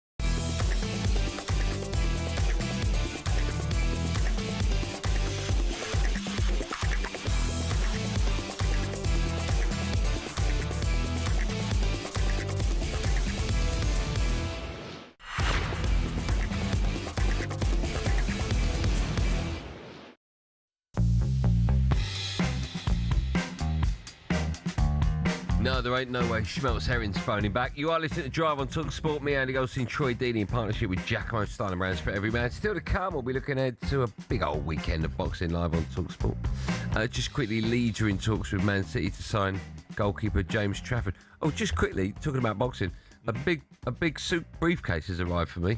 Oh, yeah? Have you seen it? From Anthony Joshua to me. We'll open up in 10 minutes' time, Joe? When we do boxing chat? I don't know what's in it. How exciting is that? Yeah. How exciting is that? Liverpool reportedly... Yeah, that is funny. What are you doing that for? What's the matter with you? Liverpool reportedly confident of signing PSG's Bradley Barcola. Right, let's take your call, shall we, on all things next season, or this season in the Prem. 03717223344. Billy's first up. Hi, Billy, how you doing? Good evening. How are you? Good afternoon, Andy. I'm good. How are you? Good, very well, my friend. Now say hello to me, Billy. Good. What's up, mate? I said hello, Troy. There you go, mate. How you doing? I'm good, mate. How are you? We are all tickety-boo. What would you like to say, Bill? I just think we're going to have a decent season. I've had an outsider bet for the league, and I'm really positive. Well, we were 16s and 14s. I just think that is massive. To win it? Yeah, that is massive. To win it? Yeah. I understand. I understand why it's so big, though. I want to know why you believe it's going to be different. Yeah, why? I think the signings we're getting. I think Alonso. I think Liverpool have absolutely messed up on not getting him. To be fair, I just think he's a good coach, and I just think he'll come in now. He's now the manager and not the coach or listening to the guys upstairs. As we had this conversation last season, I know. But I just think now he'll just be left alone, get along with it. And just, you know what, crack down and do well. You want to go? Billy, I understand why you would say that, but my question to you is this. Your goalkeeper isn't the best. I can't think of a team that's won the Premier League with a poor goalkeeper. Mm-hmm. But I think after all the Chelsea fans slagging him off last season, I'll believe that he will get better. Yeah, no, but he's not. He was. But what's that based on? Season, what's that based on? Pure faith. Yeah. Oh no, pure faith, and I'd probably say behind the scenes work. What does that mean? Which like goalkeeping, the coaching and all that. Yeah. Have you seen him training? The thing, I've got a couple of mates who I do a bit of chat with who are massive Chelsea fans. So I've had this kind of like look on Chelsea for the last year, completely different to any normal year. I kind of look at everyone, but this one, because I like to give them a bit of crap, I watch them more closely. I just think last year that you were so open at times in terms of how you were trying to play out from the back, and obviously Maresca understood very quickly that Sanchez can't play out from the back, so he made him go long. Then Liam Rosidi came in, and now we're going to go back to playing football. Xabi Alonso is a coach who likes to play out from the back. So if they go back to that, let's just work with that. They go back to play it out from the back. They're going to be in more trouble again because he's shown you that he can't do that. Yeah. Do you get what I mean? But then, yeah, I understand that. But were you saying that he's an out from the back coach? Yeah. Do you think because of the natural players that we've got, he'd change the tactics for that sort of game? I hope so. I've heard through pre-season he's gone to a 4-2-3-1, which is different, isn't it? He did today. He did today. We played Bromley today. All right. It was a nothing game. How'd you get on? But it was that setup. It was that setup from the start. Yeah. How'd you get on against Bromley? 1. Yeah, I think I switched off at 3-0, Andy, to be honest with you. Yeah. But listen, so you think they've got a chance to go top? I think personally that's not going to happen. But with the lack of European football, I think they can go in the top 4. I think they can make that. Okay. Billy, thank you for your call. Let's go to Scott. He's a Villa fan. Before we speak to him, what do you think he'll say that their season will be? How high do you think he thinks they can go? He's one of 2 Villa fans. He could be a Gabir Bonglahor Villa fan, which he thinks they're going to win the league. Right. Now.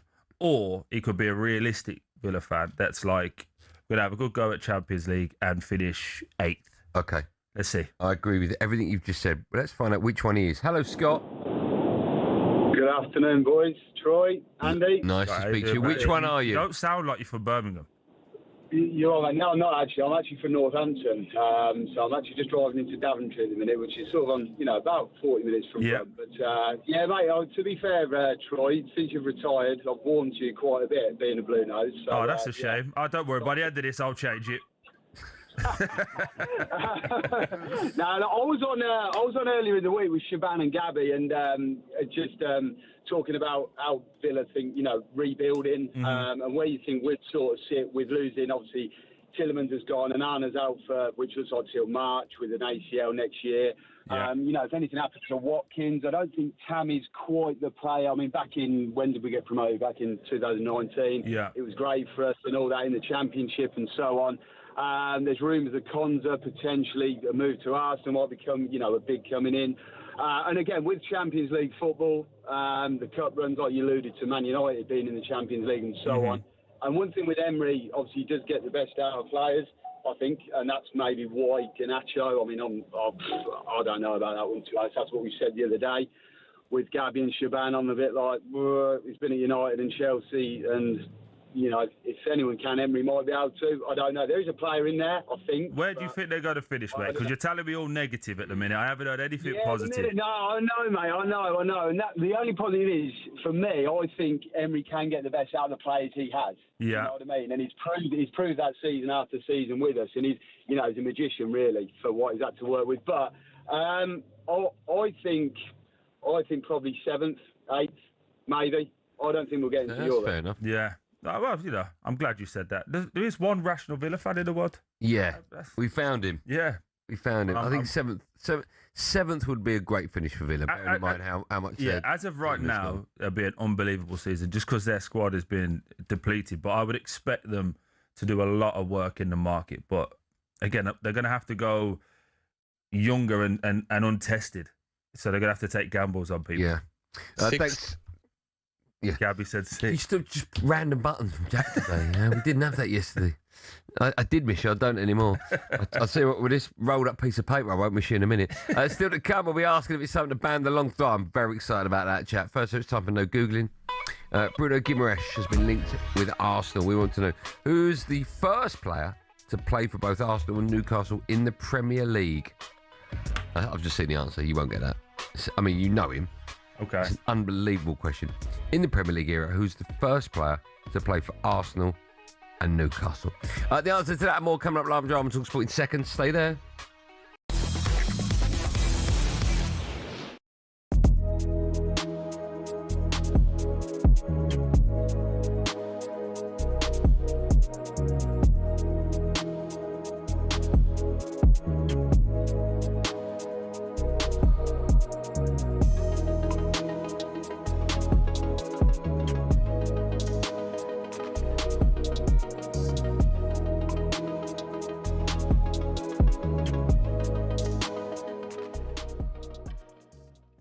I rate Aston Villa. I know the size and the history of the club. They're a big, passionate support.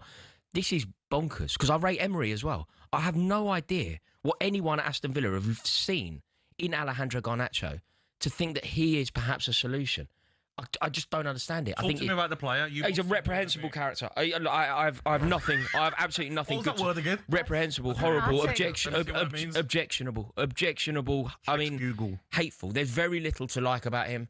I think that he's a man who's in it for himself. I've seen nothing to suggest that he's a player that he believes he is. He's 22. It doesn't matter. No, both of you chill out. You're grown men. Hammering this poor lad. He's not 16. Poor lad. No, but he's 22, and I get it. He's got all the riches in the world. 5 years at 22. But I think it is overkill. He is It's a not good overkill. player. No, it's underkill. He's a good player. I'm not intelligent He's enough. in the Premier League for a reason. I'm not intelligent enough He's or been articulate enough considered to by do Villa for a reason. justice He's to been at your how club for a objectionable this bloke is. Can you ignore her? It's Yeah, I'm trying. Can you finish? I am trying, yeah. Talk amongst yourself. Okay, to any Villa fans, to any season ticket holder in that whole end, I tell you this is an error, a mistake, something that will haunt you.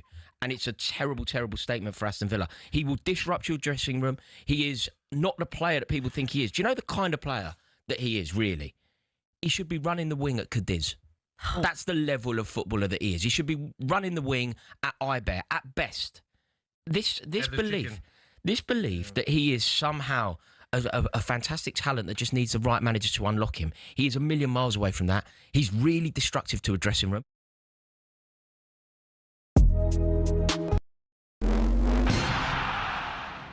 Boxing. It's a sport that makes multi-millionaires out of the world's best fighters. But it's not as flush with cash as you'd think. We all see how much the likes of Tyson Fury or Canelo Alvarez make every fight, but that's not the case for those just starting out, or those who aren't even at that level. For example, if you've just turned pro and don't have a promoter, you have to sell your own tickets, cover the cost of the venue yourself, and pay the tax man at the end of it. You might not even break even, but if you do, you're looking at 5 to 10 grand max. A mid-tier fighter might make more like 10 to 50 grand, but you still have to give up half of that in costs. So unless you're fighting for a world title, it's tough to make money. One potential way of doing it, though, is being a journeyman. Here's former European champion talkSPORT's Spencer Oliver explaining how that could work. They want to fight every week, and they can be going in against the prospects, so they can demand good money, and they might be demanding like 5 grand, 10 grand for a 6-rounder or something because they're going in with a prospect. He gets through that, the journeyman gets through that fight, and he can fight again next week. I mean, even so, it's not much, and you're getting punched in the face for a job. It's only really at the top level, i.e. fighting for titles, where you're earning up to 6 figures and can afford a diamond chain or that Ferrari. So boxing isn't a sport that allows you to retire at 40 and live a life of luxury. Much like a lot of other sports and jobs in general, it takes an awful lot of luck quite early in your career to really make it worth your while.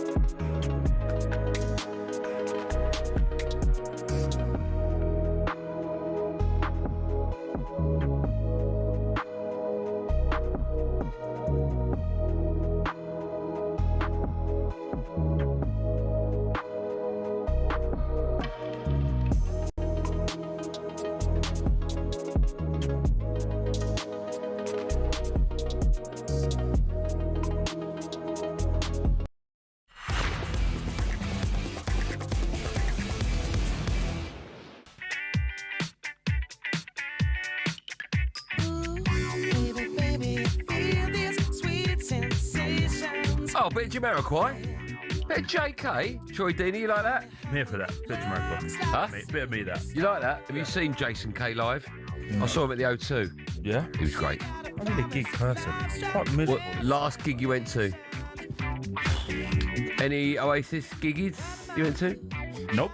You go to them? No. Last gig you went to? I don't think. Wow. You need to get out more. Great, about 3 years. Who's your favourite? I took my wife to that. To where? Drake at the O2 a few years. Great. I can't know what you're saying. Drake. Oh, Drake. Jesus. Drake Jesus. I didn't know that's his full name. New fella. Yeah. Was he good? So, not really for me, but the missus was happy, so. Miserable. Before the break. Mate, my house is decent, just so you're aware. I like being at home. Yeah, no, that's fine. Like sometimes you want to go out and explore the world. No, not really. Overrated. Just happy to sit in your house. In my you got a cinema room? Maybe, but in my chair with my cup of tea. Why can't you tell me if you've got a cinema room? Have you got a bowling lane? No. All right, so you have got a cinema room. You got a swimming pool, indoor pool? Yeah. All right, how many? Before the break, I asked the question. I think I'll swim in that one today. I asked the question, who's the first player to play for both Arsenal and Newcastle in the Premier League? No good for me. Defender? Go on. Went from Spurs to Arsenal under a cloud. Spurs to Arsenal? Yeah. Gallas. Yeah. Huh? Gallas? No. From Spurs to Arsenal under a cloud. He came out and said, I'm never going to leave Spurs, and then signed for Arsenal on a freebie. Sol Campbell, yeah. Bizarre, isn't it? Do you remember him in Newcastle shot? I didn't up until that moment, and then I pictured it. No, when was round neck. He had the round neck when he played for Newcastle. I remember that. Still to come and have some fun with the best of talkSPORT now. This Saturday, Anthony Joshua's comeback starts as he faces Christian Prenga. So let's look ahead to the big fight now with our friends at DAZN. Big fight build-up on talkSPORT with DAZN. Anthony Joshua's comeback starts this Saturday as he faces Christian Prenga. Watch only on DAZN Saturday Fight Night.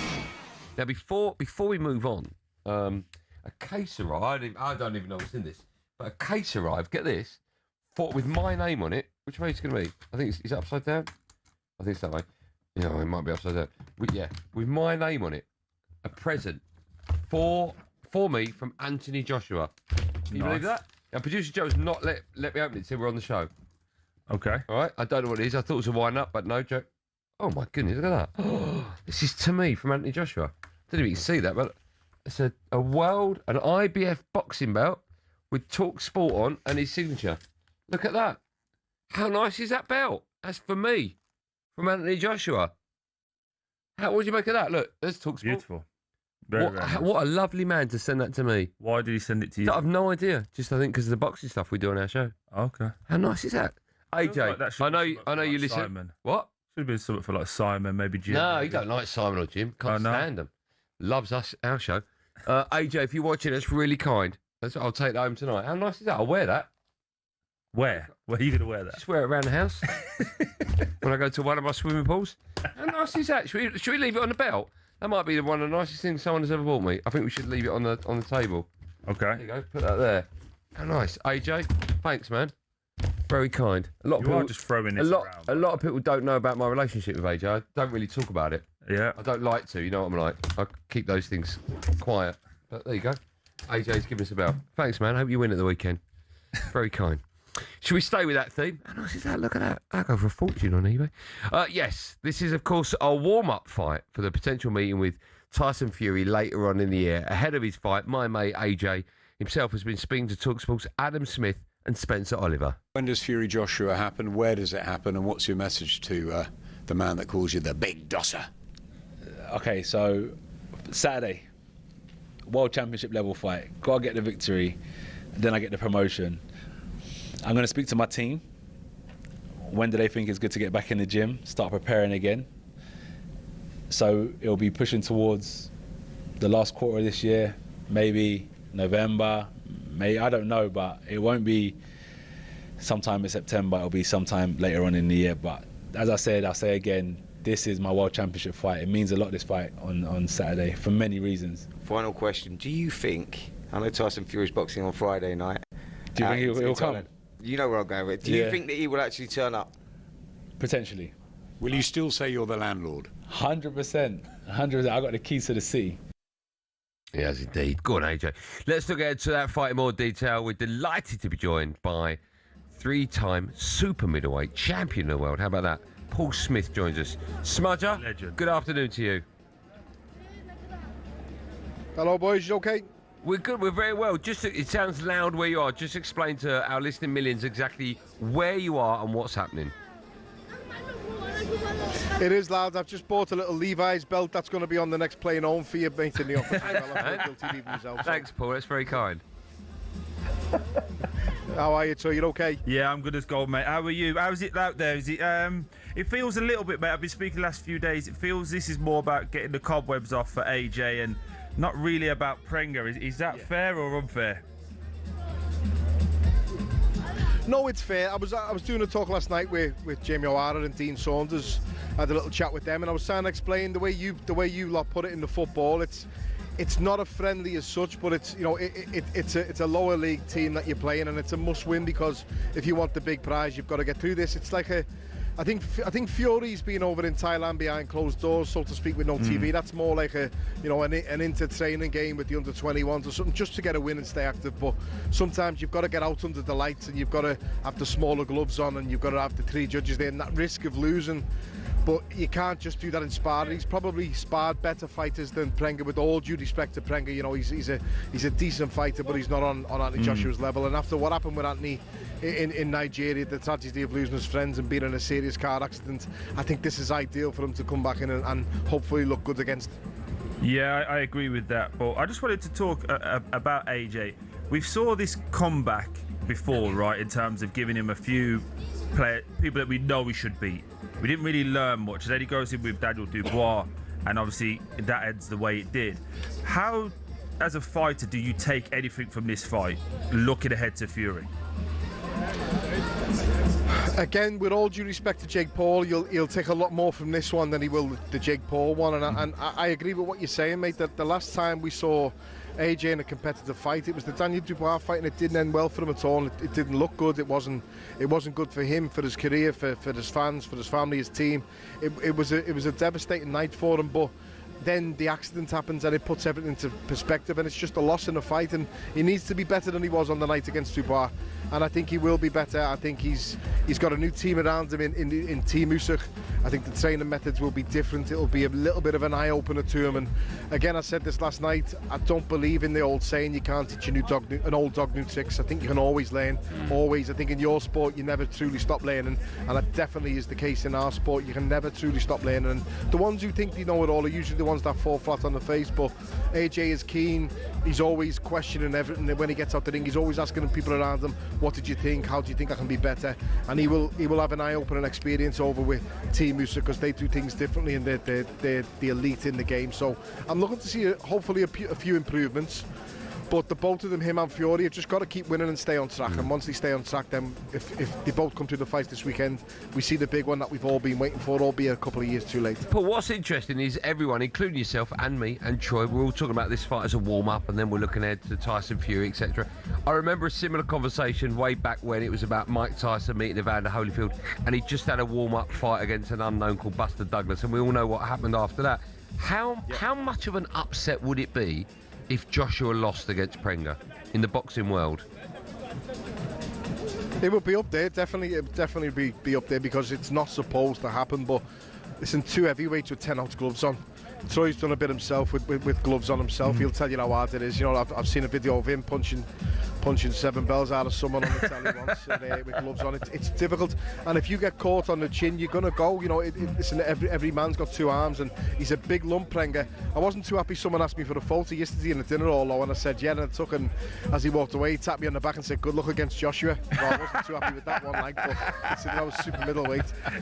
But yeah, anyone itching on the chin, you're gonna go. You know what I mean? So he's got to stay switched on. I think he will be switched on. I'd like to see him get a few rounds as well. I think a 1-round blast out or 2-round blast out might not really help him much, but I think anything's a bonus if he just gets the win and gets that stigma of his last loss that he had against Dubois off his back, and then he can bounce into the Fury fight with a bit of confidence, as will Fury after his 12-round win over Makhmedov recently as well, and if he gets the win again on Friday.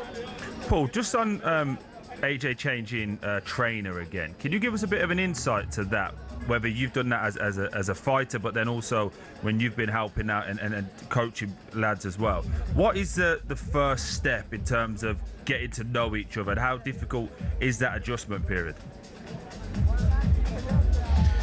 I saw Anthony at the start of the week, and I said to him, "How's it been, mate? Is it back to school?" And I know he won't take that as an insult, because it is. It's like Rocky 3, Apollo Creed, back to the old school. This is how you do it. This is how we did it. You know, Usyk's beat Joshua twice. This is how I beat you. This is what we do to make me that level. And I think he can reach them levels of fitness, of discipline, of, you know, listen, Alexander Usyk. I know a man who is Alexander's cutman. He'll be Andy Joshua's cutman on the weekend, Russ Amber, and he used to tell me stories about Usyk. He'd lie on the water, he'd stand in the water, he'd lie forward and put his face in the water for 3 minutes, and his cornerman would time 3 minutes, and he'd stay on that water for 3 minutes. Then he'd get out, he'd have a minute rest, and he'd do it again for 12 rounds. That type of mental battle with yourself, just to be able to do something as silly sounding as that.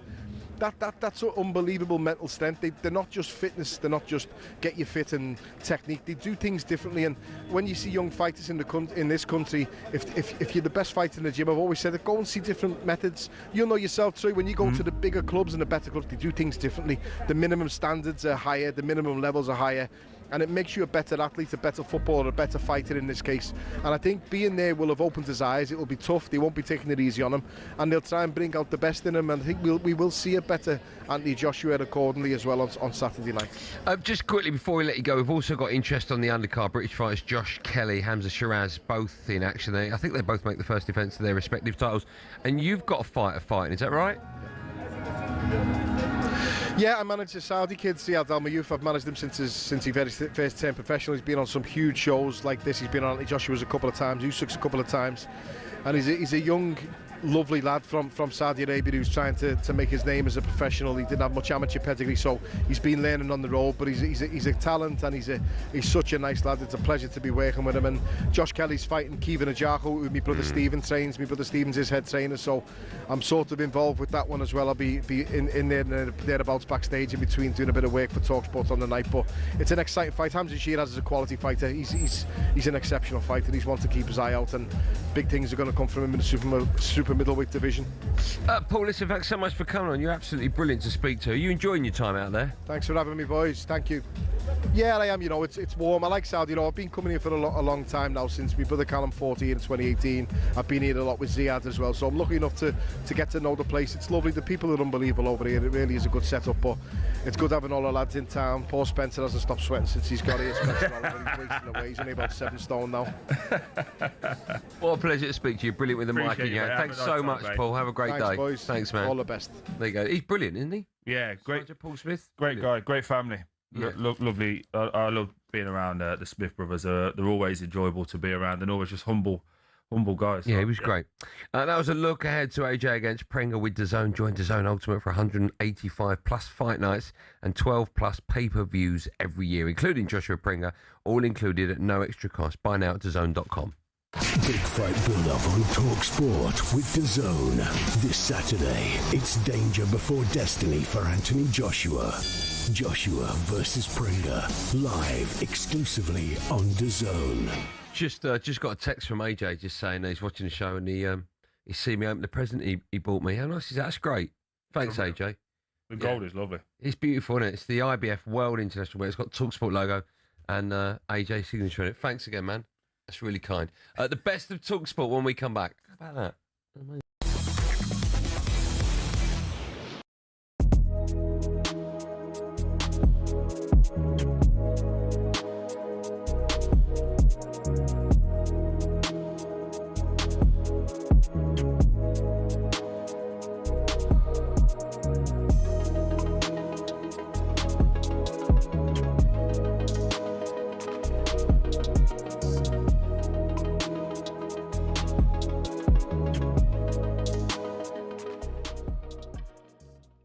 What do you make of the transfers? And also Madison's back. You know, maybe Kulusevski coming back as well. You got some key players back as well. I'm excited. I really am. It's going to be interesting to see what he does with the team. It looks like he's got some real kind of men in. You know, like with Tonali and Robertson, people who are going to, you know, like leaders on the pitch. I think that's what we needed. You know, it seems to me like he's going for a type of side who are going to have some energy in the middle of the park.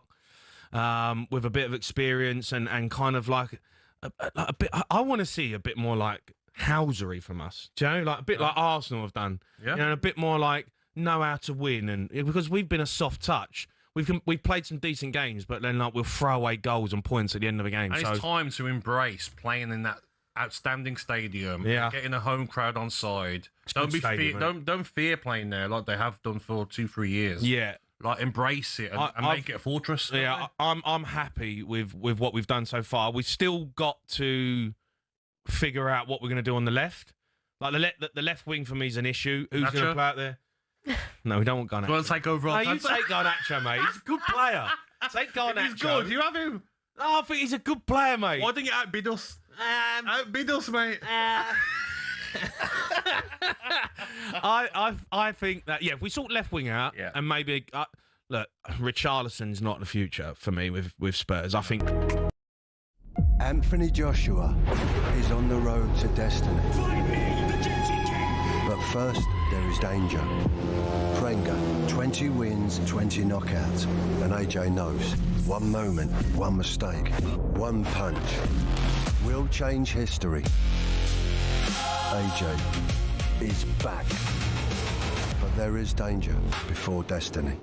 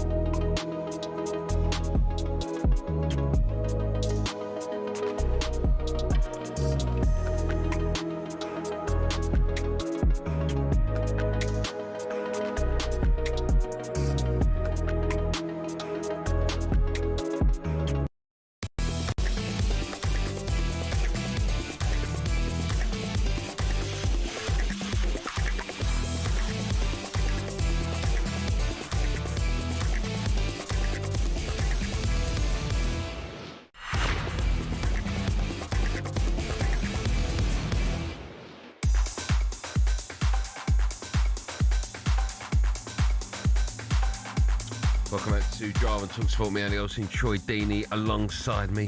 Still to come, at 6 o'clock we'll be asking the question, is it time to ban the long throwing? It's such a ridiculous question, but there is method behind our sort of madness. Italy are reportedly ready to break the bank to keep or to get Pep Guardiola. Although you were looking before, it looks like they've approached Carlo Ancelotti as well, yeah. So I don't really know. It feels a bit like a just trying to bring some positivity back. Just trying to connect. Maldini's just gone in as well, hasn't he? As the new head of. And I think they went back to Mancini as well. Yeah, I don't know. Just trying to get some positivity going. Time now for a bit of this. Yeah, time now for the best of talkSPORT. This is where we run you through some of the recent highlight moments from across talkSPORT and our sister stations. It's never our sister stations. Let's kick things off with the 10 till 1 show. Of course, Jim turned 69 this week. Last week, he received a birthday present from none other than Anthony Joshua. What? That's not real. What? It's often said I would turn up to the opening of a fridge or the opening of an envelope. I'm now turning up to the opening of this gift from, which I may say, Alex, before I go any further, honestly, Dara, is a complete mystery. I was told about this last night. Good grief. Wow. So what have we got here? Wow. We have a special belt. I mean, this makes all the endless hours in the gym worthwhile. I've got one of them. If you could receive a birthday present from any celebrity, who would you pick? Me? Yeah, who would you pick and what would it be? That's a great question. Film star, who's your favourite film star? Denzel Washington. All right, something from one of his movies? Yeah, maybe something from Training Day, maybe. Oh, yeah? Real? Like that car. That was quite nice. How many Troy Deeneys would it take to beat Anthony Joshua? That's a great question. A friend of mine, so I'm going to be nice. Say 20. I think 2. 20. Okay. Is he a mate of yours, is he? Yeah. Oh, so. Did you get about? Me and Jim No. did. What's the better show? Oh, it says here, Driver White and Jordan. Who put that in? What's a stupid question? That's still on White and Jordan, is it? A reminder for all the best bits of, whatever. All right, over to last night's Sports Bar. O'Hara and Dean Saunders. And, of course, Dino used to manage Jamie at Wolves. Here's another example of their telepathic communication. Right. So... it's not a sheep, but it's an aggressive, like a goat. Close. Like. What do you mean? Derby's county's nickname is the Rams. Yeah. Yeah. It's like when the water comes in, like nearly a tidal wave. It's like a tsunami. Yeah, like a of water when it comes. It's like tidal wave. Yeah, like a tide, like a wave. That went out, did it? That was part of the wow, things have got downhill since I left. If you had to go on a game show with one of your old managers, let's just say Millionaire, who'd you choose alongside you? Gianfranco Zola. All right, okay. Yeah. Do you know him well? Yeah. I know he was like your manager. Yeah. Still speak to him. Can you get him on the show tomorrow? Can you come on? If he's around, he'll do That'd be it. nice little text. Yeah, I'll drop a text in a minute. Can you imagine Dino as a manager? No, I think I played against him when he was manager of Doncaster. Yeah. Remembering. By the time he gets his point across, it'd be time to go back out for the second. Yeah. Okay, so... And he just did a fail. If you were Jamie O'Hara's manager, what would you say to him? Thanks for everything. See you later. Yeah. Now, Jamie was a good player back in the day. He just... Don't tell him that. No, he was. He thinks he was... I played against him when he was Blackpool, which he wasn't great then. But yeah. He's a good player. Got a nice left foot. Let's finish with a little bit of talkSPORT Gold. Here's my other half, Darren Bent, revealing how he deals with the dirty dishes around the house. Obviously, sometimes if I'm having breakfast or whatever I'm eating, if I look in the dishwasher and it's full. So hold on. So let me just clarify that. So Bent is finished his breakfast, opened the dishwasher, and it's clean. Yeah. It's just finished to wash. You've opened it up, and everything in there is spotless. Spotless. And I think, oh my god, that means I've got to empty it. So what I would then do is put my bowl back in there, which is dirty, and then just rewash the whole thing again. So bad, that, isn't it? That's incredible. I can't bother. You know when you look in there, it's so... So you put the whole lot on and for a wash just to wash one bowl. Yep, correct. And all the plates that are already clean, everything's clean in there. they get another wash. Yeah, honestly. Lazy, that. That's unbelievable, isn't it? I think we've all done that. That's a very Benty thing. Yeah. What do you make of his technique? No, I won't do that. I hate emptying the dishwasher. Do you? I despise it. Especially where you put all the knives and forks. There's thousands of them. Yeah. How many people eat in your house? I know. I think there's about 3. Honestly, it must be a canteen some days. No. I don't really enjoy doing that job. I'll be honest. I'm very fortunate. I do nothing around my house. Okay. Yeah. When you Other go than on complain. holiday, who packs your bag? The wife, 100%. I just find, Gabby said the same. I find that insane. Why? What do you mean, why? The emphasis on you to explain why, not me. Well, if she's better at it than me, why would I stop her? What about if you get to the other end and you go, where's my shoes? My lucky shoes, where are they? We had that today because my gym gear wasn't packed out, Right. and I did leave it out, and she didn't do it. But how dare she? She did say it was a me problem, which I then went back and forth with. But listen, she's very good at it, so why should I stop her doing that? You know, I'm good at paying the bill. She doesn't get in the way of that. Yeah. So, you know, 50-50. Doesn't get in the way. 50-50. Move out the way, I'm trying to pay the gas bill. Yeah, 50-50. But don't you think, like, getting your other half to pack your case is something that happened in the 70s? No. I find that so insane that happens. She cooks as well. She's a great cook. You cook? No. What do you offer? Apart from the money, the financial side of Oh, it. there's a lot of questions about that. I don't offer much, I'll be honest. Right. But I am a good bit of crack around the house. I do have a laugh. Oh, there's a comedy angle there. Yeah. I make everything happy. It's seamless. Okay, that's nice. You can't put a price on that. No, exactly. The kids are happy. She's happy. They feel safe. Yeah. Food, water. I'd feel safe if I lived with you. Yes, life's all good. I don't do a great deal. Did you say water? Food, water, That was the one- essentials. That was one of the... It sounds like a prison camp, doesn't it? You got your rice, Yeah. you got your water, now shut up. And if you and look pack the case. might let you have some Ribena as well with it. You know How what I mean? nice is that? On a Sunday. That's fun. Okay. It says here, what chores do you do around the house? But I'm guessing none. What do I do? Have you ever ironed? I don't mind ironing. Have you ever ironed? Yeah. I haven't done it lately. Have you ever hoovered? Have you ever unloaded dishwasher? You ever cleaned? That's why I've got kids.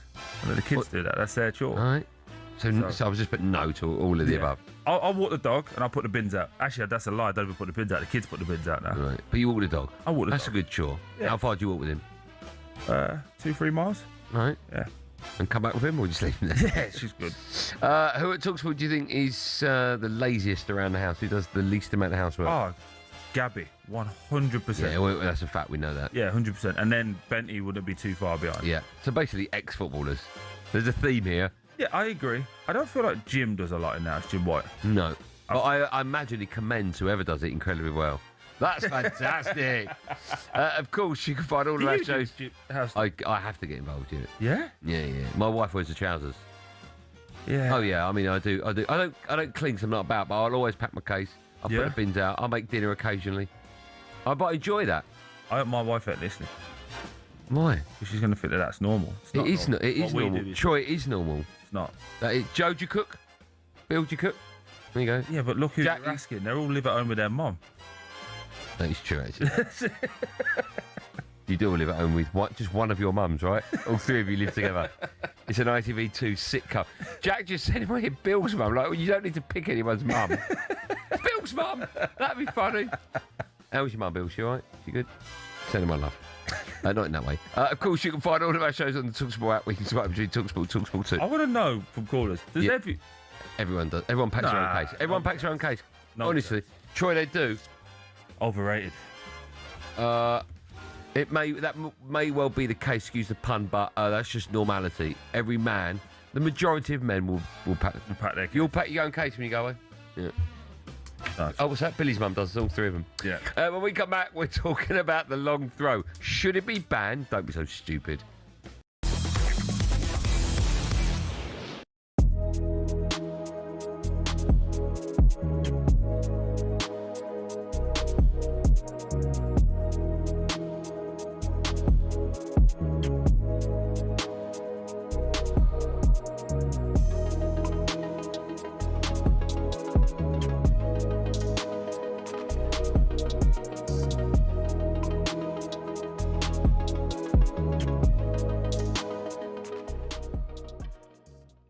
Obviously, you've got Kai Havertz, who was missing for most of last season.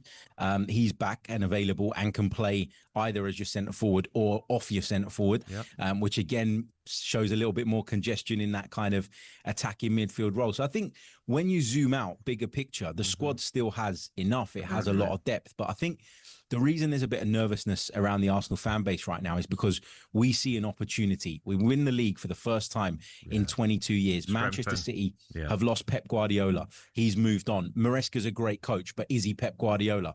I'm not sure he is. In fact, I'm certain he's not. You look at Liverpool, new coach starting the project again. Chelsea under Alonso. really good coach, but they're going to need time. Man United are not quite there yet. There's an opportunity for Arsenal to not just consolidate, but to take another step and dominate for a period of time. And I think that's why there's a nervousness around this transfer window. Last year, it was about, can we do the business to get us over the line? We've done that. Now it's about, can we do the business Champions League? Yeah, to consolidate our position and to dominate. And I think that's why people are... From the Toffees to the Tractor Boys, the Eagles to the Seagulls, Gunners, Bees, Hammers and Magpies, Premier League teams have got a load of crazy nicknames. Ever wondered where they came from? Let's start with Everton. They're dubbed the Toffees, but why? Well, because when the club was formed, just down the road there were 2 local toffee shops. Ye Ancient Everton Toffee House and Mother Noblet's Toffee Shop were big fan favourites. Next, they say if you can't beat 'em, join 'em, and that's exactly what Ipswich Town did when it came to their nickname. The term Tractor Boys used to be chanted by their opponents as a way of putting the team down for their farming background. But during one game back in the late 90s, Ipswich were 1-0 up and they decided to flip the script. 1-0 to the Tractor Boys, they sang, and a new nickname was born.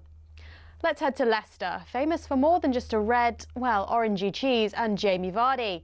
Leicestershire's also the birthplace of fox hunting, hence the Foxes. Next up, turns out apples are not the only fruit that don't fall far from the tree.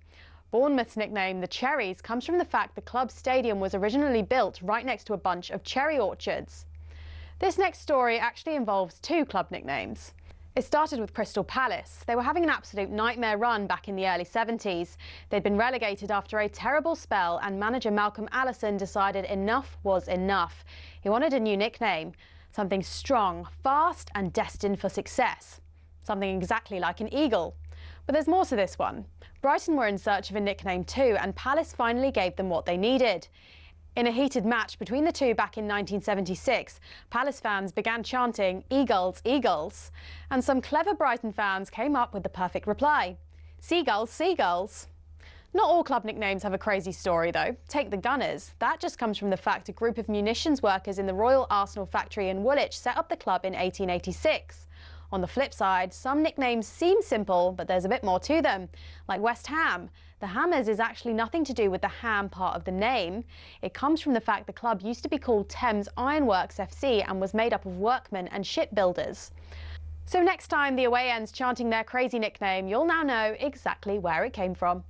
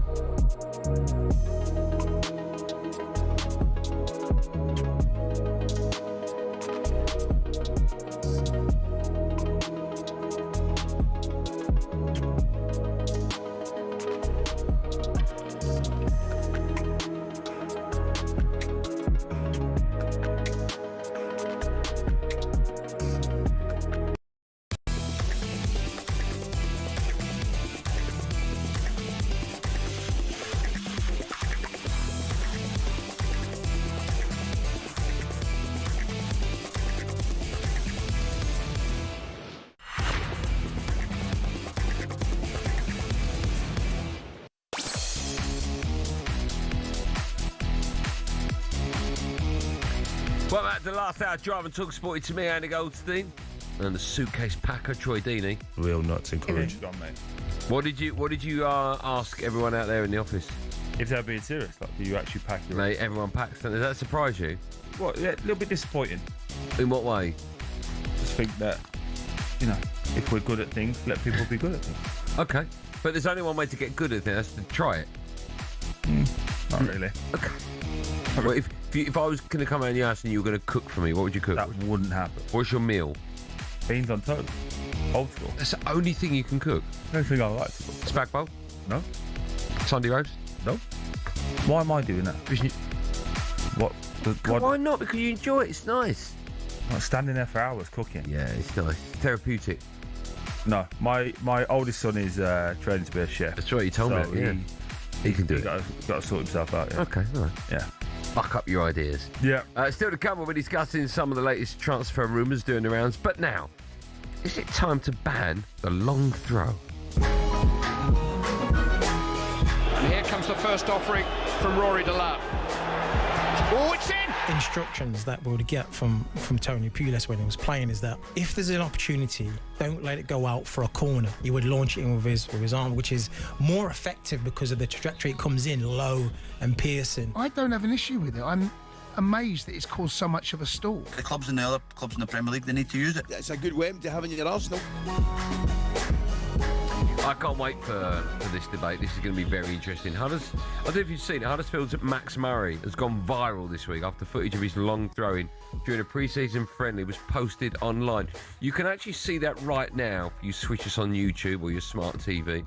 So he's probably level with the 18-yard box, and he's rubbing the ball, and he takes a sort of diagonal throw and then just launches it, and it goes to the back post. It's quite unbelievable.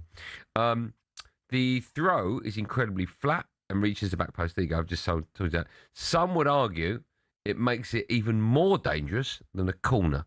So the question we're asking, is it an unfair advantage? Now, people are already phoning up, so let's maybe pick those phone calls up, shall we? And answer them 03717223344 if you want to have your say on National Radio. What do you make of the long throw? Have you ever been at a club where someone's had that gift? Because it is a gift. Yeah, a couple of lads have had a decent throw. And did you use it to your advantage? Of course. Like, if it is an advantage to you, it's not on... I hate this whole premise. I said a lot last year when Arsenal were like very good at set pieces. Yeah. It's like, Arsenal should stop doing it. Why? It's on you to negate. Defend it, right? yeah. So I'm here for it. I think there's so many ways to win a game of football now. And how many times have we done shows where saying football's boring because everyone's trying to play the same way? So yeah. I'm all for it. I'm not too sure why Joe is against it, our producer. I think he thinks because it's an unfair advantage. Like some very few players have the ability to put a ball at the far post from one side. Isn't that more impressive then? I think so. I wonder how long it would be. You know, like when it happened, some people mocked the fact that clubs had set-piece coaches, right? Yeah, they are annoying, aren't they? You have to admit. But they're worth every penny. Sure. Right? You never see a set-piece coach when they lose a goal. No. You only I see what you mean. From whenever setting up their wall. Whenever they've scored a goal, it's like they pan to the set-piece coach. Yeah. If they don't and they concede one, never goes to the opposition. Is it the same fella? Never go to the opposition. But is it? Of course it is. That's his only job. Well, he's to do the setup when you're defending as well as attacking. Yeah, you're set pieces. Yeah, I suppose so. But okay, I am amazed that clubs don't invest more in a throw in long throw-ins. Yeah, honestly, you're smiling, but my goodness, what an advantage it can give you. Do you not think so? I know the world's gone a bit mad now, but can you imagine United have just signed Rory Delap? Yeah, you'd be fuming. I would be fuming, but okay. Because he has to play now to have a long throw. Max Murray, right? Yeah. He's a right back. He's a young kid. I don't know his age. Yeah. I genuinely think that has put a premium on him as a fullback. Mm-hmm. If he's back, I don't know anything about the kid from Brentford's got an unbelievable throw as well. Was it Coyote? Coyote, right yeah. Back. Yeah. Do you not think it puts a premium? If they're going to go for 20 million, I think that's worth an extra 10 million. Seriously? Yeah, I do. You're looking at me like I'm mad, right? Yeah, but you're saying 10 million for a great throw. What if he's crap? What if you can't play football? What if you can't defend? James Ward-Prowse, right? Yeah. If he couldn't take free kicks like he could take them, he wouldn't be. I know this is obvious because obviously that's part of his game, but he wouldn't be anywhere near the player that he was. Yeah. Okay. Yeah, it's fair. So why? But he can still play. He can still play, but the fact and he can deliver that ball when it's on the floor, when it's rolling. Yeah, but I think he's this guy literally has to get it to stop. Go to the side of the pitch and throw it. Yeah, there's always throw-ins throughout a game. You'll always get a throw-in. 10 million quid more? Yeah, I really do. Wow. Maybe I'm wrong. Do you not see it as a massive advantage? I think it's a great tool to have, yeah. But if the kid can't defend and he's crap... That's a very good point. Then it's a massive disadvantage. So and this is nuts, right? But in the NFL, you get kickers, right? They come on. Yep. Do you not... You're going to make a sub every throw-in? No. But if you are 1-0 down with 10 minutes to go... Yep. And you bring him on... Let's just say he's okay. Yeah.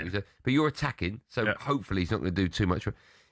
Okay, a prime example. We brought Dan Burn on against Argentina, right? Because of his height. We have many a time brought on Harry Maguire, and Man United push up Harry Maguire towards the end of the game. He's not a striker, he's a defender, but because of his height advantage, we stick him up there, right? He creates havoc. Do you not think that we'll get to a stage, genuinely, where with 10 minutes to go, you'll bring on a Max Murray, and you'll tell your players, keep trying to get either corners or throw-ins right down the bottom. If he launches 8 throw-ins in the last 15 minutes onto the 6-yard box, there's a very good chance you're going to score. And you're only going to get one. You only need to get one to score, right? So that's the beauty of being a striker. Yeah. We only have to get it right once, where defenders have to get it right every single time. But then the other side to that is, because a lot was made about Dan Burn winning those headers against Mexico. Yep. You see how many he didn't win against Argentina? Yeah, he didn't win all of them. Didn't win any of them. No, I know, but he was still brought on for that. Yeah. I'm not saying it was the right thing to do, but I'm saying it was a thing that was done. Yeah, I get it. I don't know. I just feel what we got to ban next. Like, I just feel like sometimes we spoke about yesterday with the crest, right? Leave the crest alone. You leave the crest alone, yeah. Stop messing with the rules. The game's great. It's beautiful. That's why we all watch it. Stop. No, I agree with you that it shouldn't be banned. That's just Joe being a lunatic. Yeah. But do you think there's something in the long throw? Like, why aren't all players learning that? There's a question. Why aren't all players learning that? Because it is called football for a start, so we don't really worry about what goes on with the throw-ins. Not too many people put that much emphasis on throw-ins, to be totally honest with you. I mean, before last season, not many people were putting emphasis on corners, right? And then Arsenal I agree. But maybe it's just one of those things that swings and roundabouts, right? It'll happen. But I am worrying where the state of the game's going if we're putting a 10 million premium on someone who can take a long minimum. throw. Minimum is what you said. Let's get the phone lines. Lloyd's a goon who joins us now. Hi, Lloydie. All right? Oh, good, man. Oh, it's not a good line. How are you? I'm all right. How are you? I'm good. It's not a great line. Go on. What do you want to see if we can hear you? What do you want to say? Well, I can measure. Yeah, terrible line, isn't it? Can we call him back? See if we can get that. We'll take some more calls. That's one of my favourite things when you. But when it happens, when you could just press buy. Yeah, no other show presenters they control it. It's I'm the only one that controls it. I think for reasons like that. Hopefully, I can fade up Johnny and we can hear him. Hello, Johnny. What's happening, boys? Good afternoon, lads. How are you? Yeah, I'm good, Johnny. How are you today? Listen, the way the game's going, lads, listen, let's keep the long throw. Do you remember the Stoke City days? The mix in the box, jumping up the headers, a big confusion. What about the likes of Man City that played people off the park and are playing so...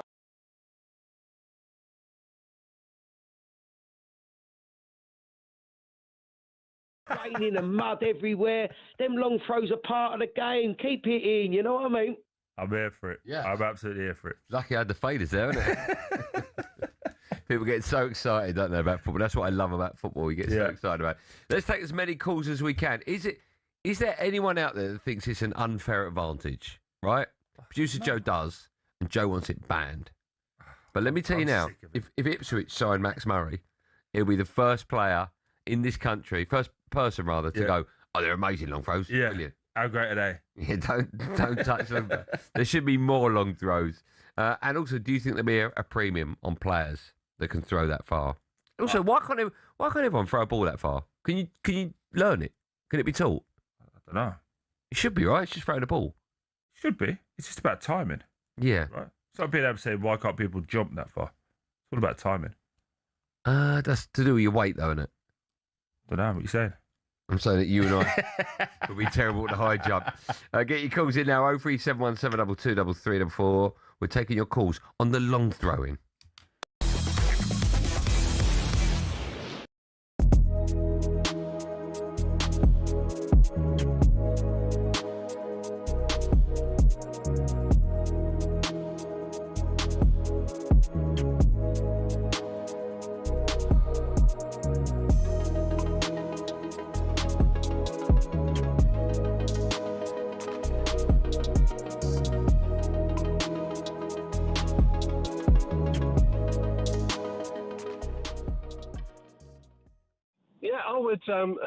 I'd separate what happened in the World Cup from my club. So if he wants to stay, I keep him. He's a really good player. He plays well for us.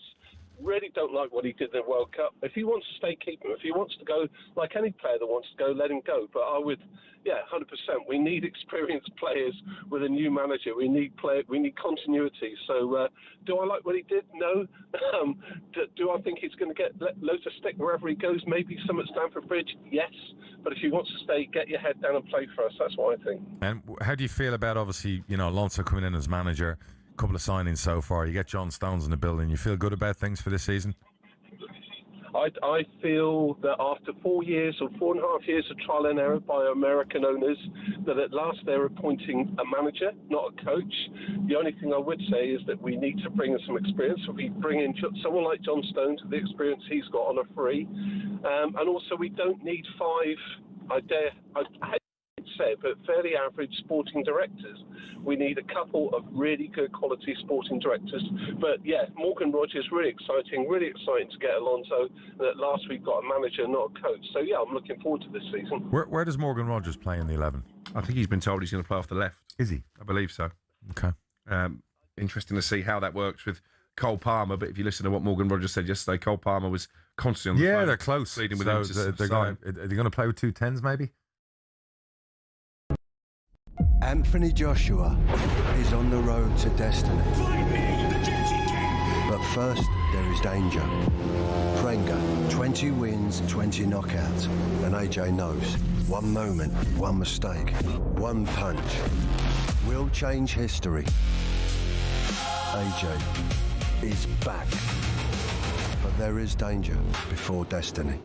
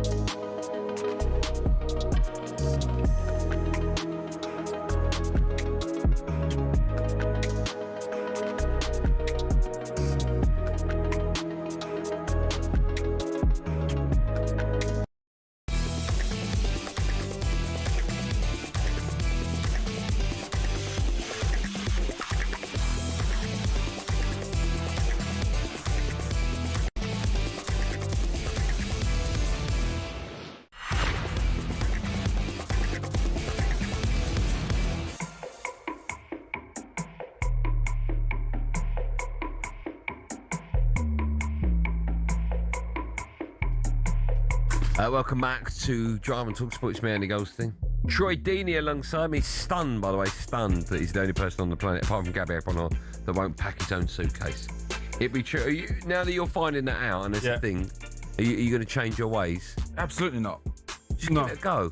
No, I quite enjoy packing my suitcase as well. Well, rolling it all, getting it all in phone there. the missus, as you are well aware. Yeah. And would you like to tell everyone what you said to my missus? I whispered to her, just get out of the relationship as quick as you can. Take as much money as you can and get out and run. There's still time. She laughed. Yeah, she did laugh. And then nodded and went, don't worry, I've got it. Got it all sorted. Got it all. Can't take nothing. Can't take nothing. Is it all signed up for? Still to come, we'll be discussing some of the latest transfer rumours doing the rounds. Just quickly, the Norwegian FA is considering filing a formal complaint about the discussion to suspend Florian Balogun's one-match ban during the World Cup. I read about that this morning. But can I just say on that subject, I was reading it, I think it was in the Times today. When Trump made the call to FIFA to get the ban overturned, there was a group of 18 people that sit on that committee to make that decision as to whether or not that ban should be overturned. Do you know how many people were on that committee the day it was overturned? Go on. 1. Wow. The other 17 had no idea about it. Isn't that unbelievable? You know what? Sadly, it's not anymore, is it? No, it's incredible. Yeah. Right, we're taking your calls. Is it time to ban the long throw? Gary's a Chelsea fan. Gaz, how you doing? Yeah, I'm good, thanks. Yeah, you? Well, good, man. Are we on? Before you get onto that, Gary, do you pack your own suitcase? Yeah. Listen, Troy, at the end of the day, mate, you should be packing your own case at your age. No, Gary, come on, mate. I thought you was a man's man. What's happening? Yeah, you've got to, mate. At your age, you've got to be packing your own case. As they say, the game's gone. The game's gone. Your game's gone. Gary, will you do me a favour and turn your radio or whatever you're watching this on off, because we can hear a bit of feedback. Can you just turn it off for me? Okay, all right. Yeah, no problem. Have you done that? Hold on. Yeah, soft now. Yeah. Beautiful. Yeah. Go on in, Gaz. What do you want to say? Well, I'm just saying about this long throw thing. If you go back to 1970, Ian Hutchinson had one of the longest throws you could ever do. and he won us the FA Cup by putting that long throw in and David Webb heading it in. What a great goal! And you know, at the end of the day, Chelsea won the FA Cup. Do you think there'll be a premium? Do you think there'll be a premium on young players that can do that now?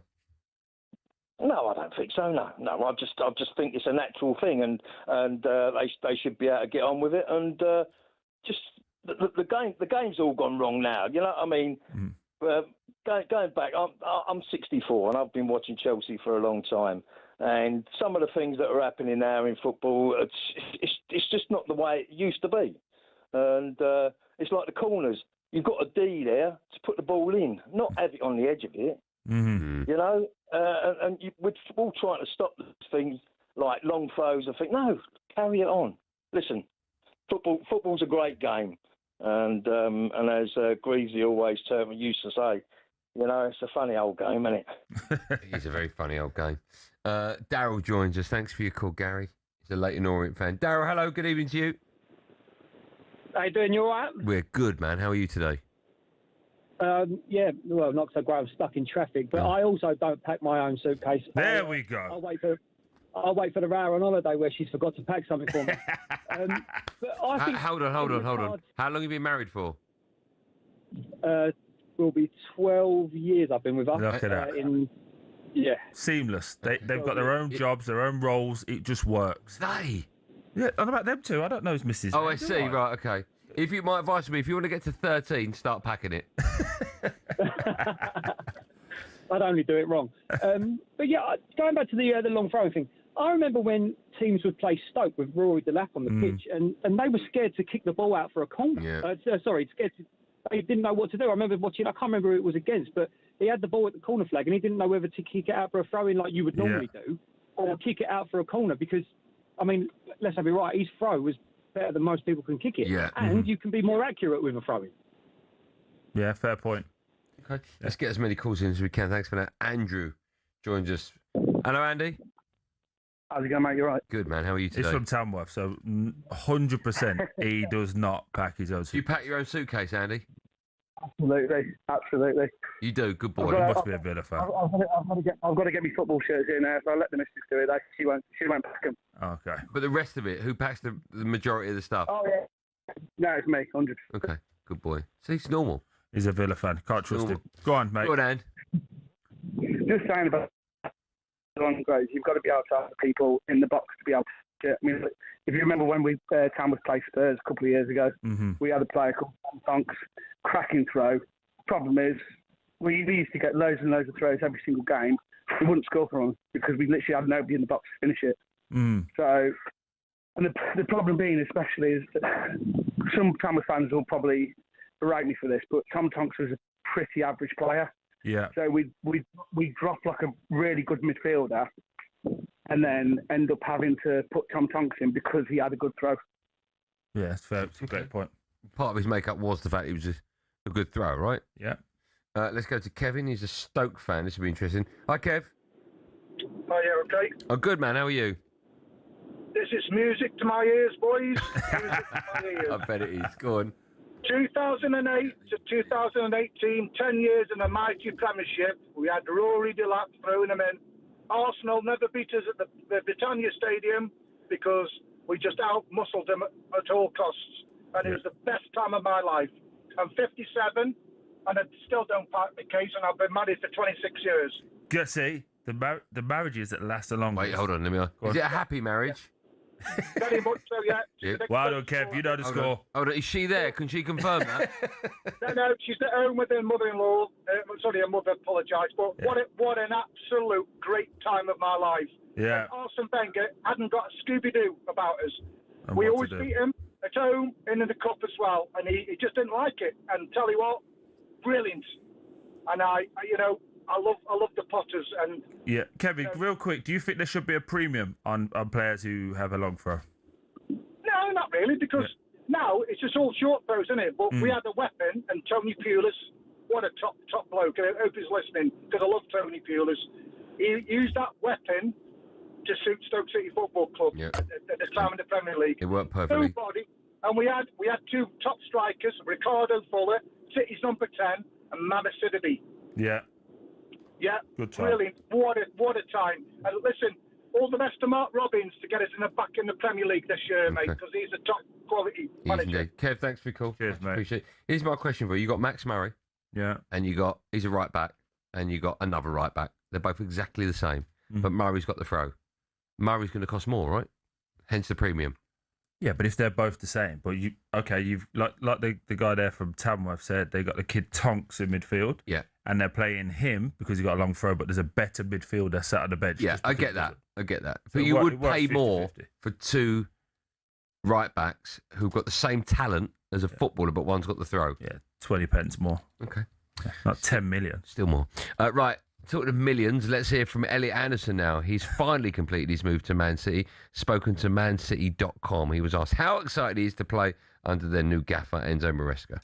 Yeah, I'm really looking forward to that. I've watched his teams over the past couple of years and spoke to a few of the lads from Chelsea, and they all rate him very highly, so I'm really looking forward to getting to work with them. When you watch teams that are coached by Enzo Maresca, you can see the intensity both in and out of possession. When we've got the ball, try and move it quickly. When we've not got the ball, we try and win it back quickly. Is that the kind of team that you want to play in? Yeah, 100%. I like to be intense when I play, and use lots of energy around the pitch and get the fans going. So, yeah, I think that'll be good. Just a quick one. We all know how great Pep Guardiola was. How different a style do you think Man City will be this season under Enzo Maresca? Yeah, a little bit. I think obviously Maresca comes from that Pep Guardiola tree, doesn't he? So you expect him to play very similar in terms of the build-up. I think the one thing that I labelled at him in regards to Chelsea was how he dealt with the attacking threat. Very one-dimensional, go wide, cross it in the box, hope something to happen. Pep Guardiola had a little bit more in his arsenal, the eight running underneath, cutbacks, that type of thing. So be interested to see how he adapts now, because at Chelsea he had that license to go and just make Chelsea better. Man City, go and win things. It's a completely different thing. He has to win things. So, yeah, it's funny, isn't it, when people talk about Enzo Maresca, they go, oh, he was great. He won the Club World Cup. He won Europe that time. They forget the 6 months after. Wasn't very good then. But my understanding is his head was turned not too long after the start of that season. So that says more about him then, right? Maybe, yeah, maybe. It's difficult, though, if you're at one club and you know Man City have had that conversation with you. Well, Do you want to follow it would Pep? be if he was still at Leicester. You are at Chelsea. He's still a massive club. True. He's still That's a getting very paid good point. massive wages. So. Yeah. Yeah, look, I'm really intrigued to see how this plays out, because as of right now, with the squads, I put Man City above Liverpool. But if you ask me if Liverpool get Barcola and all of the things that they're talking about doing, I think Liverpool are favourites to finish second over Man City. Okay. Still to come, we're discussing some of the latest transfer rumours doing the rounds, but it's time for the last Googling of the day. You know the drill, 1:30. We want to know which goalkeeper has saved the most pens in Premier League history. I'll give you a clue. This isn't a clue, but he saved 13. Okay. Who saved 13? No other goalkeeper saved 13. Who are you writing them down? Go for my ideas and then go with it. Oh, okay. The answer to that and lots more, including the end of show quiz with Billy a bit later on, all coming up in the last 31 minutes of Drive on talkSPORT.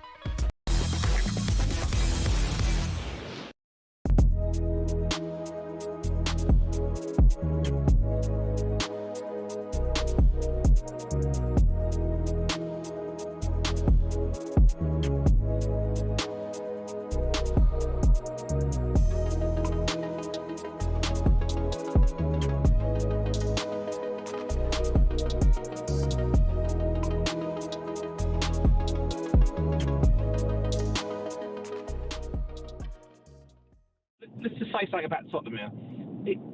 It's a big conversation because obviously it's about trophy wins, European Cups, all of those sort of things come into it.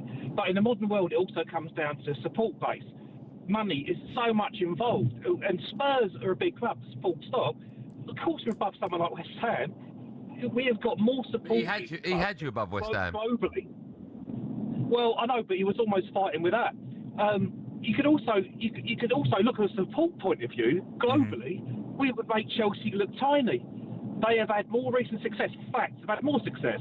But we also got to think about Tottenham history. First team to do a domestic double. First team to win the European Cup. we have history that can't be ignored in the same way that, like, Sorry, Aston Villa. without being pedantic, people will be shouting at the radio, European Cup, not the European Cup. A European Cup, yes, apologies. That's all right. And so I think that history is important, it really, really is. And I don't want to sound like I'm banging on about the past. We know what we've been. I'm a realistic Tottenham fan, I've seen it. Arsenal are a big club. Hate saying it, they're a big club.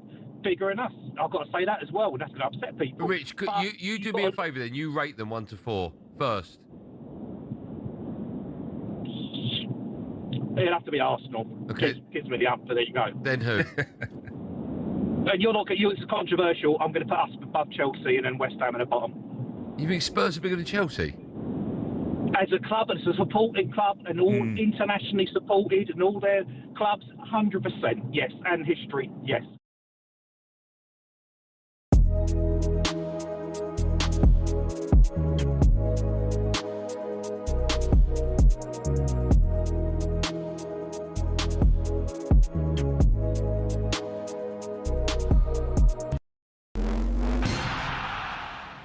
Amen Corner, perhaps the most feared run of holes in golf. Each year it claims the tournament hopes of many, with balls hitting bunkers and water traps aplenty. But why is it so fearsome, and where did it get its name? Just the thoughts of holes 11, 12 and 13 at Augusta National gives the likes of Rory McIlroy and Jordan Spieth the shivers. McIlroy hit 3 over and Spieth hit 4 over in their final rounds to blow their hopes of a green jacket in 2011 and 2016 respectively. But did you know Amen Corner's name is inspired by a jazz song from 1933? American sports writer Herbert Warren Wind, on the left here, wrote about it in 1958, referencing the song shouted in that Amen Corner when describing the run.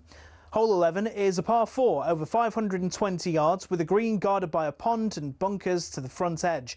12, perhaps golf's most famous hole, is a par 3 over just 155 yards. The green's guarded by Rays Creek at the front, more bunkers and azalea bushes ready to punish the smallest error. Then there's the 13th that teases the hook shot over the trees. It's a dogleg par 5 over 545 yards that's inviting for big hitters who want to reach the green in 2.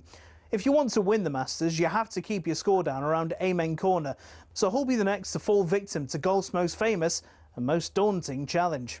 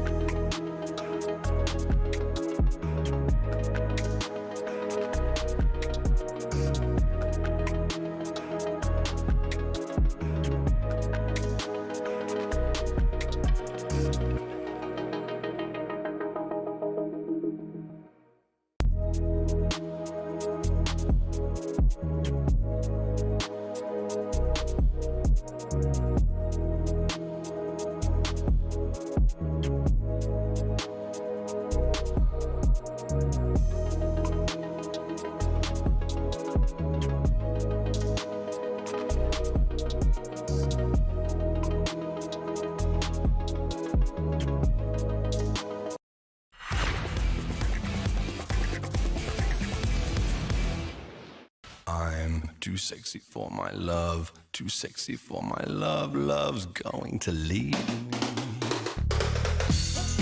I've known this for years. Troy Deeney alongside me, talking to Too Sexy. Do you remember this? No. I know the song. But I don't Who sang it? 10 points. Was it Right Said Fred? Yeah. Also. And that dense food, Troy. Sandwich for dinner. Her food habits, especially for the evening, are atrocious. I'm going to go to the fridge, open fridge, there's a tin in it I had last Tuesday. There's some spaghetti hoops in it, I'll have that. No. Terrible, isn't it? Terrible. And only one sandwich. What would you do if you got home tonight and Mrs. Deeney's at the door and you go, I'm hungry, I've had a long old day, I'm starving, what we got? And she goes, I made you some dense food, you got a sandwich for dinner. I'd turn back around and go, right, I'll be back. I'm off. Yeah. Go down to the local boozer, get some scran. I'm not. To be fair, I'm quite lucky. She does a lot. And I know she's listening now, so. Do you call it dinner or tea? Dinner. Okay, what time? Not today because you're working. Yeah. Normally 6:30 every day. That's when you eat, is it 6:30? Yeah. She's a bit of a stickler, that, a bit old school. 6:30, dinner's on the table. Yeah. Make sure you're there. No phones. No, that's good. I like that. Do you have dessert at home? No, I'm not a big dessert person anyway. No. Do you have Does anyone ever have a starter at home? When they're on the... Only at Christmas.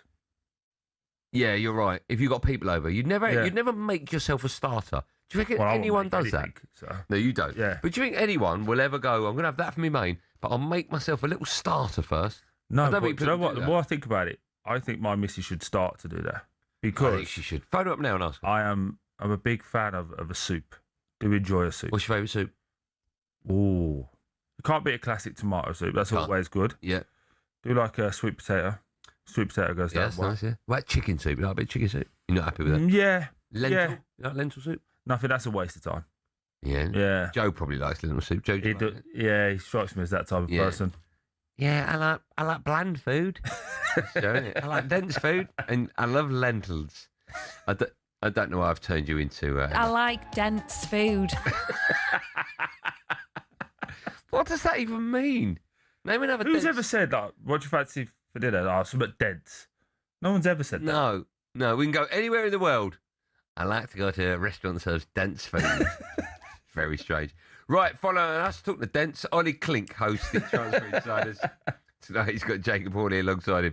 We can have a little look, actually, at some of the transfers. Let's start with Arsenal because they have signed winger Christos Solis. Yeah. Silent T, I think, from Club Bruges. Not Brugge. Bruges. People make that mistake. It drives me mad. £34 million. Have you seen the film? Have you seen the film In Bruges? Nope. Okay. It's not called In Brugge. £34 million. I'm guessing he's Turkey, but they want us to call that. What? It's not called Turkey, is it? Or Cabo Verde. But, you know. Turkey, you're right. They rebranded. Exactly. Spelled it differently as well. Exactly. Now, I'm led to believe, I don't know too much about him, I won't lie, that Solis is going to replace Trossard on the left-hand side. 43 goals, provided 45 assists in 108 appearances for Bruges. Yeah, he's decent. He was decent last year as well for them. So, nice technical player. But, again, very much an Arsenal signing. He's a good, solid player that will have room to grow. But he's not one of those players that make you go, wow. Does that make sense? Yes. It makes sense that Arsenal ended up signing him. Okay. Not a lot of money. How much is that? £34 million? Yeah, today's market.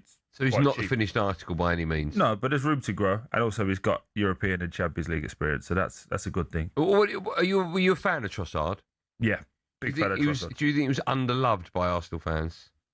I think towards the end they appreciated him a lot more, but I also thought he came up with some massive moments for them. And anywhere you wanted to play, if you wanted to put him as a striker, no problem, he'll go and do the job. Yeah.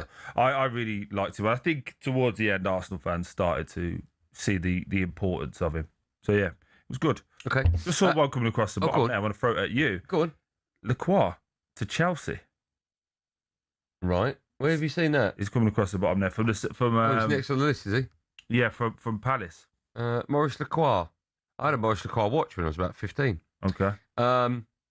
This is after, hold on, we can go with that. Let's talk about Chelsea. They've stepped up their interest in defender Lacroix after a fresh round of talks with Crystal Palace.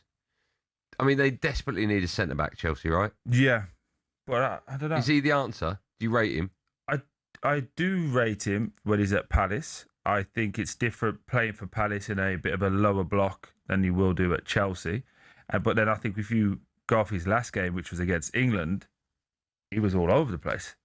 And that French team was all over the place. So it's I don't know. It's a bit of a risk for me. We can't really learn anything about that England game, can we? No, we can't. But also playing in a low block at Palace as opposed to playing in a high block, you're going to dominate the ball for Chelsea is completely different, isn't it? So it's an interest. It's a bit of a gamble, but I do like him as a centre back. This is a fact. Joe's just told me. I'm not going to claim I knew it. Chelsea have not paid a transfer fee for a player aged 26 or over since the summer of 2022. Lequire is 26. They're also interested in John Stones. How important do you think is that Chelsea have or should tweak? I think they should tweak their transfer policy with regards to age. Yeah, I like the overall theme. Get the best young talent and let them grow, right? But they need to have older pros, people that have been there, done it, to teach them what to do. Totally. Teach them how to win. Teach them how to see games through. Again, look at Granit Xhaka at Sunderland. I know it's completely different, but unbelievable. Someone like John Stones going in, I think would be massive for that backline. Also for the whole group. And like, you know, if they win and they get a little bit too high and they start to, you just go, oh, bring you back down. Yeah, or the opposite. So need that. Or the opposite way when they lose a couple. So okay, but actually we're playing well. Let's keep going that way. So who was that for you when you were coming through? Who's the experienced pro that? When I was a young kid, I had Michael Ricketts, ex-Bolton and England. Yeah, very good friend of mine. But makes a difference, doesn't it? Absolutely. He just taught me the ropes, and then obviously as we go into different stages of life, you get different people. But Zola was massive for that for me as well. That's frightening. Let's go back to Arsenal and Manchester United. But Arsenal apparently leading the race to sign Bournemouth midfielder Alex Scott. Chelsea also interested. We talked about him earlier. I think the offer was 60. They've turned it down. They want 80, 85. What do you make of that? Look, let's say he's going to Arsenal. He doesn't start for 85 million quid. He doesn't start. I mean, this is not being disrespectful to this kid. He's not better than Zubimendi. No. I don't think he's better than Rice. No. I don't think he's better than Guimaraes if you go down that route. Okay. And I also don't think he's better than Louis Skelly. I think Louis Skelly is very, very good in midfield. Yeah. So it's a lot of money for a squad player. A backup. Yeah. I don't know. I like him. I do like him as well. But and I think 60 is the right amount. And I understand why Bournemouth would hold out for more. I think 80 is too much. Do you not think as well, like, playing, again, respectfully, playing for Bournemouth and playing for Arsenal or Man United is completely different. Totally different. You can have a couple of bad games. We saw that with Eze, right? Yeah. When he went to Arsenal. You can have a couple of bad games at Palace and you're still going to play. But if you don't have a good game at a top team, you're out the team. You don't get that rhythm. You've got to go and earn it again. And also the expectation amongst your home fans at Bournemouth is 13,000. Yes. At United it's 75. Yeah, 100%. I like the kid. Don't get me wrong. I think he's a good player. I would also like to see him. I said it yesterday. I'd like to see him do one more year at Bournemouth, especially in Europe. Go and drag that team forward. Yeah, you said that on yesterday's show. I agree with you. Just a quick word with Man United, Roma's Manu Kone and Brighton's Carlos Baliba. Yeah. 2 options. We were linked to Baliba last time out. I think round about £100 million, which at the time seemed nuts. It still seems nuts, but that seems to be the going rate. Yeah, I prefer Kone over Baliba. I'm a big Baliba fan, believe it or not. But Baliba, but last season when he had when that whole Man United thing happened, his head got turned and he was half the player he was the year before. So that makes me think, okay, can you actually handle the pressure? If literally just rumours change the way you play. I think Kone has obviously been there with France. He's there. He's fighting with Tchouaméni and Camavinga now to be starting for France. I think that's a much better angle to go down. If you were building a team, if you were a manager, and you had X amount of money and you're building a team, what is in your opinion, is most important to get right? Defence, midfield, or attack? I know they say defence is win you leagues. I get that. Well, I would always think attacking, but maybe that's because I used to play as a striker. But I think if you've got goals in the team, you're always going to have a chance. Yeah. Trying to have goals in your team is. And then where? I'd go a 6, a holding midfielder. Yeah. And then I would go goalkeeper. So you got 9, 6, and then 1. Yeah. They're the most down the middle of the spine. That would be for me. Yeah. Yeah. Okay. What about you? I think I agree with you. You know, it's all about goals, right? Goals win games. Yeah. 6 now is such an important. It didn't used to be anywhere near as important as it is. But if you've got, look, Arsenal were desperate to win the league. They bought Declan Rice. They won the league. Yeah. There must be a connection there. Rodri. We talk about Rodri as well. He's some of the greatest players we've ever seen in the Premier League. You know, Kante and Makelele had a position named after him. 6 is a great call. Yeah. I think goalkeeper. You just need a goalkeeper to come up in big moments. Yeah. And make everyone What's assured. the least important position? Fullbacks. It's going to be one of them, isn't it? Say fullbacks. Yeah. Probably. Although wing-backs are quite big now. Yeah, they're normally for people that can't defend.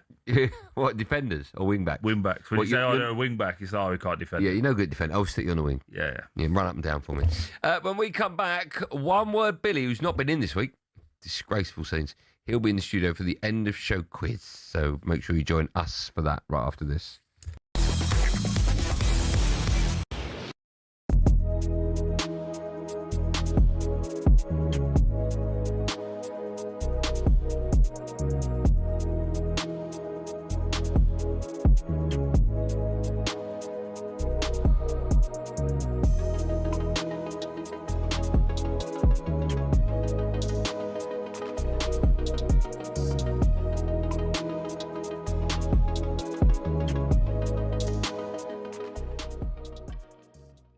Every member of the British press has spent most of the summer before the World Cup slagging it off. You've talked about ticket prices, so let me call you out on that. Was it expensive? Yeah. Was it difficult to go to games and whatever else? 100%, but they sold out most of the games. They're all sold out. Yeah, but my Let me question finish. to you would be, Let me finish. they sell out to the right people. What do you mean the right people? Whoa. What does that mean? Well, I That's thought a very dangerous comment. The right people. I thought the atmosphere was a little bit diluted because you didn't necessarily have genuine football fans. You had tourists. Okay, are we now quantifying when you buy a sports ticket, you have to qualify as a fan? Well, I think To it's watch? unfair if you're pricing out I'm not genuine fans. Hang on, I'm not a chess fan, but I might go to a chess event one day. Does it mean I can't go because I'm not a chess fan by nature? I mean, that's a ridiculous comment you've just made. That Not really. There were only football fans are allowed to go to the I World know a Cup. lot of England fans who. You're a Manchester United fan. Yeah. Are you telling me everyone that goes there, half of Old No, of Trafford course on not. a match day, Of course not. are diehard Man United Of course fans? not. Tottenham. But I know a lot of England fans who are in the England Of Travel course, they Club. couldn't They've got afford to their go. caps. I get it. And they had to make a financial decision not to attend this World understand. Cup. Lots of Is things- that right? There's lots of things in my life I couldn't afford, or can't afford at various Oh, times. not anymore. No, well, I'm fortunate enough. I worked hard enough not to be in that position. But through my 20s, yeah, I looked on with envy that I couldn't do this, this, and this. Ryder Cup, I've wanted to do that for years. I'm going to go next year. It's going to cost like 50 grand. I couldn't do that 20 years ago, 30 years ago. And I get it was too expensive. I would have liked more fans to have had access to tickets. I get that totally. But it sold out. It was a commercial success. No matter what, everyone wants to write about it and bring all the political stuff in. Anthony Joshua is on the road to destiny. But first, there is danger. Prenga, 20 wins, 20 knockouts. And AJ knows, one moment, one mistake, one punch will change history. AJ is back. But there is danger before destiny.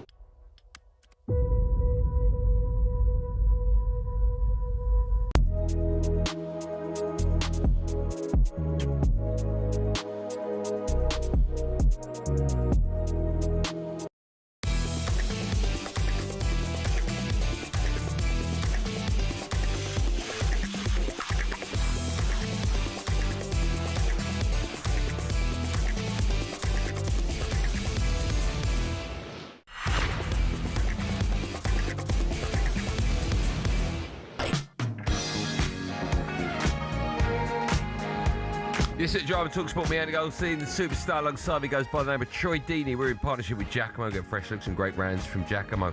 Follow us at 7. The brilliant Ollie Klink hosts the Transfer Insiders tonight. He's got Jacob Hawley alongside him. Just quickly, very excited about this. I saw this come up on the screen about 10 minutes ago. 15-year-old JJ Gabriel has been named in Man United senior squad for the first time for Friday's friendly against Rosenborg. Now, I've seen the kid play many a time on YouTube, on social media, and also on MUTV. They put out the youth games. This kid has got it. Yeah. I know it's very early. He's 15, but at 15, he looks head and shoulders. Where does he play? I think he plays sort of on the left. I've seen him on the left quite a bit, actually. Okay. He's got bundles of skill. He's quite tall. He's quite skinny. He's got big haircut. And his close ball control is incredible. And he scores wow goals. So we were like cutting on the left-hand side and then just bend it into the top right-hand corner. Nice. I have to have a look out for him. Yeah, he looks really impressive. How young is too young to play in the Premier League? He's 15 years old. Now, we saw, was it not Max Down? Who was it before? No, it was before. Was it Wanyeri? Wanyeri when he came on. Yeah. But I guess I think it's more on the build, right?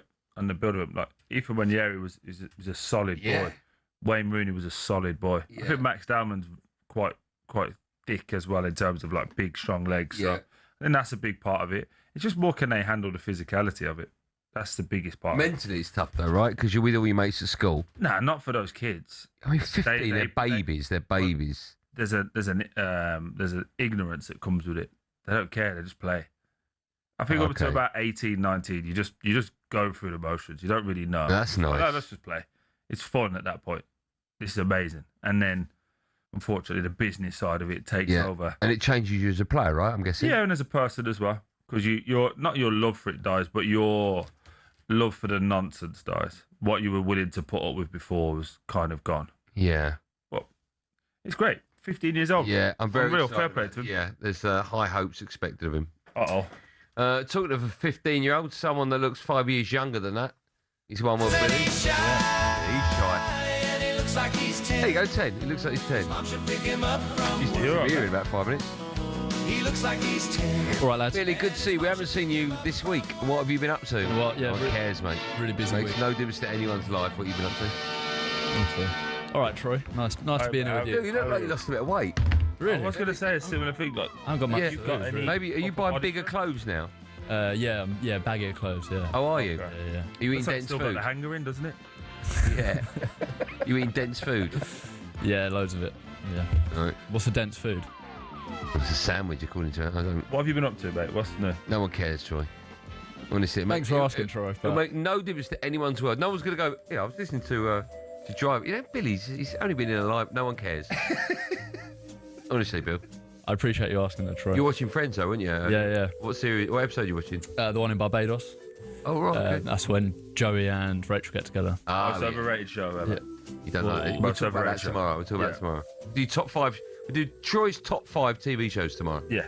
Friends is overrated. Or should we do? And it's actually not that funny. I disagree. Should we do your top 5 overrated shows tomorrow? Yeah. Okay, we do that. Billy, what are we doing for the end of show quiz? Well, as you know, boys, the Commonwealth Games start tonight. By the way, can't wait. Live on see talkSPORT. Anthony Joshua's present he bought me, the belt. Yeah, unbelievable. How nice was that? Yeah, a bit weird that Jim got. The I exact looked at same Jim. one. Yeah. I looked at Jim's, no good. Not as good. No, cheap. No. Well, the Commonwealth Games start live on talkSPORT from tomorrow. The opening ceremony's tonight. Yeah. So the quiz is about the Commonwealth. Commonwealth Games or the Commonwealth?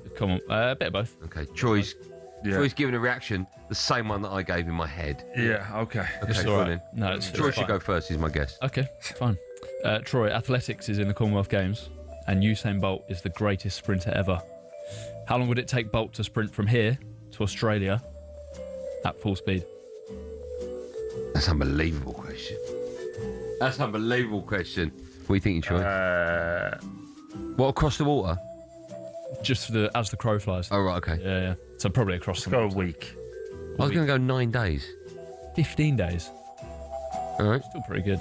Yeah, if you I've can keep that always speed up. wanted to take a bite-sized chunk out of the man Jordan. Okay. Wherever floats your boat. Andy, do you want your first I'd like, Bill, I've just remembered. Yeah. You didn't even give the last answer to who's saving penalties. Just remembered that, by the way. Oh, yeah, it was David James. David James. 13. Well done. 13, yeah. Do I get a point for that, Bill? Got one job. Yeah, you can have that. I've got one job. Andy, Australia is a founding member of the Commonwealth. Correct. And, of course, home to many kangaroos. Yeah, loads of them. What is the furthest a kangaroo has ever jumped? I've got... What, height or length? Length. I've got metres or feet, whatever you prefer. Metres. I'll say 22 metres. No, I won't. Far. No, I'll say 11 metres. 12.8 metres. Oh, that's not a bad Wait, guess. can he guess twice and I can't guess? Yeah, it's Troy, no Troy. rules to it. Look whose name's above the door. All right. Jim White. To the right of it. Beautiful, I have to say. Oh, boy. This extraordinary leap was made What by word? a female... What word? Not saying it again. All right. Red kangaroo in 1951. And that is in the Guinness I World remember Records it. as It's well. Tuesday. Yeah. Great leap. Great there. Troy, Yes, King sir. Charles is the head of the Commonwealth. Okay. Henry VIII is a previous king and famously had 6 wives. How many of those wives can you name? Great question. Can you name 3, in fact? I can name 3. Okay. Come on, mate. This is you. Catherine of Aragon. Yep. Mary Queen of... No, it wasn't her. Catherine of Aragon. But that one was named Anne. Anne Boleyn. There we go. There's a couple of Anns, actually. And there's one... There you go. All the Anns. All the Anns. I win. And there's one that's got a name of a famous book. Yeah, maybe. Yeah. So you got Catherine of Aragon, Anne Boleyn, Jane Seymour. That's it, Jane Seymour. Yeah. Anne of Cleves. I said that. Catherine Howard. What are we Catherine doing Parr. here, guys? Just Finish want to our know. quiz. Okay. Like the Catherines and the Annes. Yeah, didn't he had a thing for Catherines, apparently. So others Andy. have tried and failed, and you seem to have nailed it. Andy, weightlifting and powerlifting are in the Commonwealth Games. They are, Bill. Out of 99, what was Troy Deeney's highest ever strength stat on the FIFA Games? Oh, yeah, I mean, he's a powerful lad, the fella. Look at him. At 99, 93. 90. FIFA 20 was your strongest, apparently. Wow. Yeah? Troy? You ever I'll play take that. FIFA with you? You ever play with yourself? Many a time, but never, not FIFA. Oh, what other games? All right. Hangman. Okay, interesting. 2 words. Troy, which of these Salmon celebrities is not sperm. related to royalty? Good timing, Jack. Say that again. Which of these celebs is not related to royalty? Benedict Cumberbatch, Madonna, or James Ward-Prowse? He's not related. Yeah. I know for... I would have to say James Ward. No, he factually is. It was revealed not too long ago. Yeah? Go on. Yeah. To who? No, it's James Oh, is Ward-Prowse. it James? You're the biggest bluffer I know. And you know the bit that annoys me more? I genuinely believe him. Yeah. Do you know what? So did I. James Ward-Prowse. Madonna is Queen Camilla's 10th cousin, can you believe? Yeah, I did. I know that, yeah. Andy, which of these celebs is related to royalty? Simon Jordan, Beyonce, Vin Diesel. Well, all jokes aside, I know for a fact it's Vin Diesel because he was on Who Do You Think You Are? Yeah. And they traced his little family tree. I Yeah. think he's related to a corgi. Is that right? No, it's Beyonce. All right, fine. Queen Elizabeth's 25th cousin once removed. Yeah. That makes my bum Do go you want one tight, more that closest one. wins? Makes Yeah, your go bum closest to the tight. pin. Here we go. How heavy did Henry VIII get? Wow. In stone. He was a big man. A big old lump he was. I'm going to go... I'll go 19 and a half stone. Oh, that's a big old lump. I'm gonna go 17 stone 4. He got to 28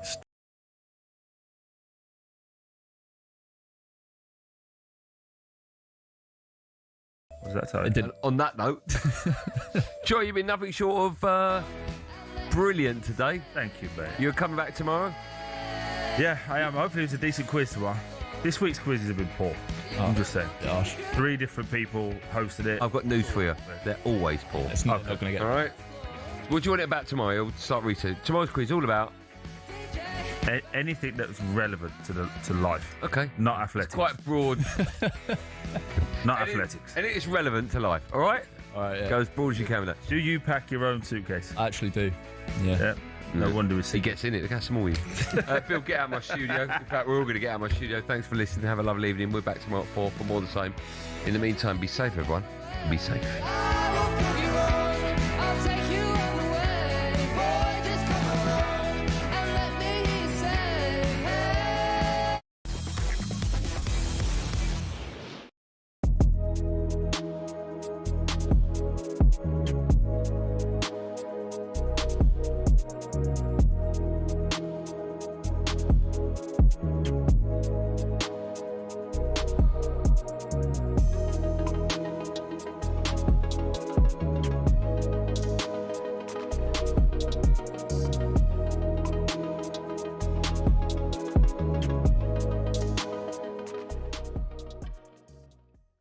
Is it going to disadvantage Arsenal that a lot of their players have gone deep into the draw? Martin Odegaard, who obviously had injury issues last season, made it all the way through to the quarter-finals. And you look at Chelsea, Cole Palmer, They're all fully fresh. presumably. Yeah. I think he had the summer off. Phil Foden at Manchester City. The same. Yeah. Fernando's got half of the World Cup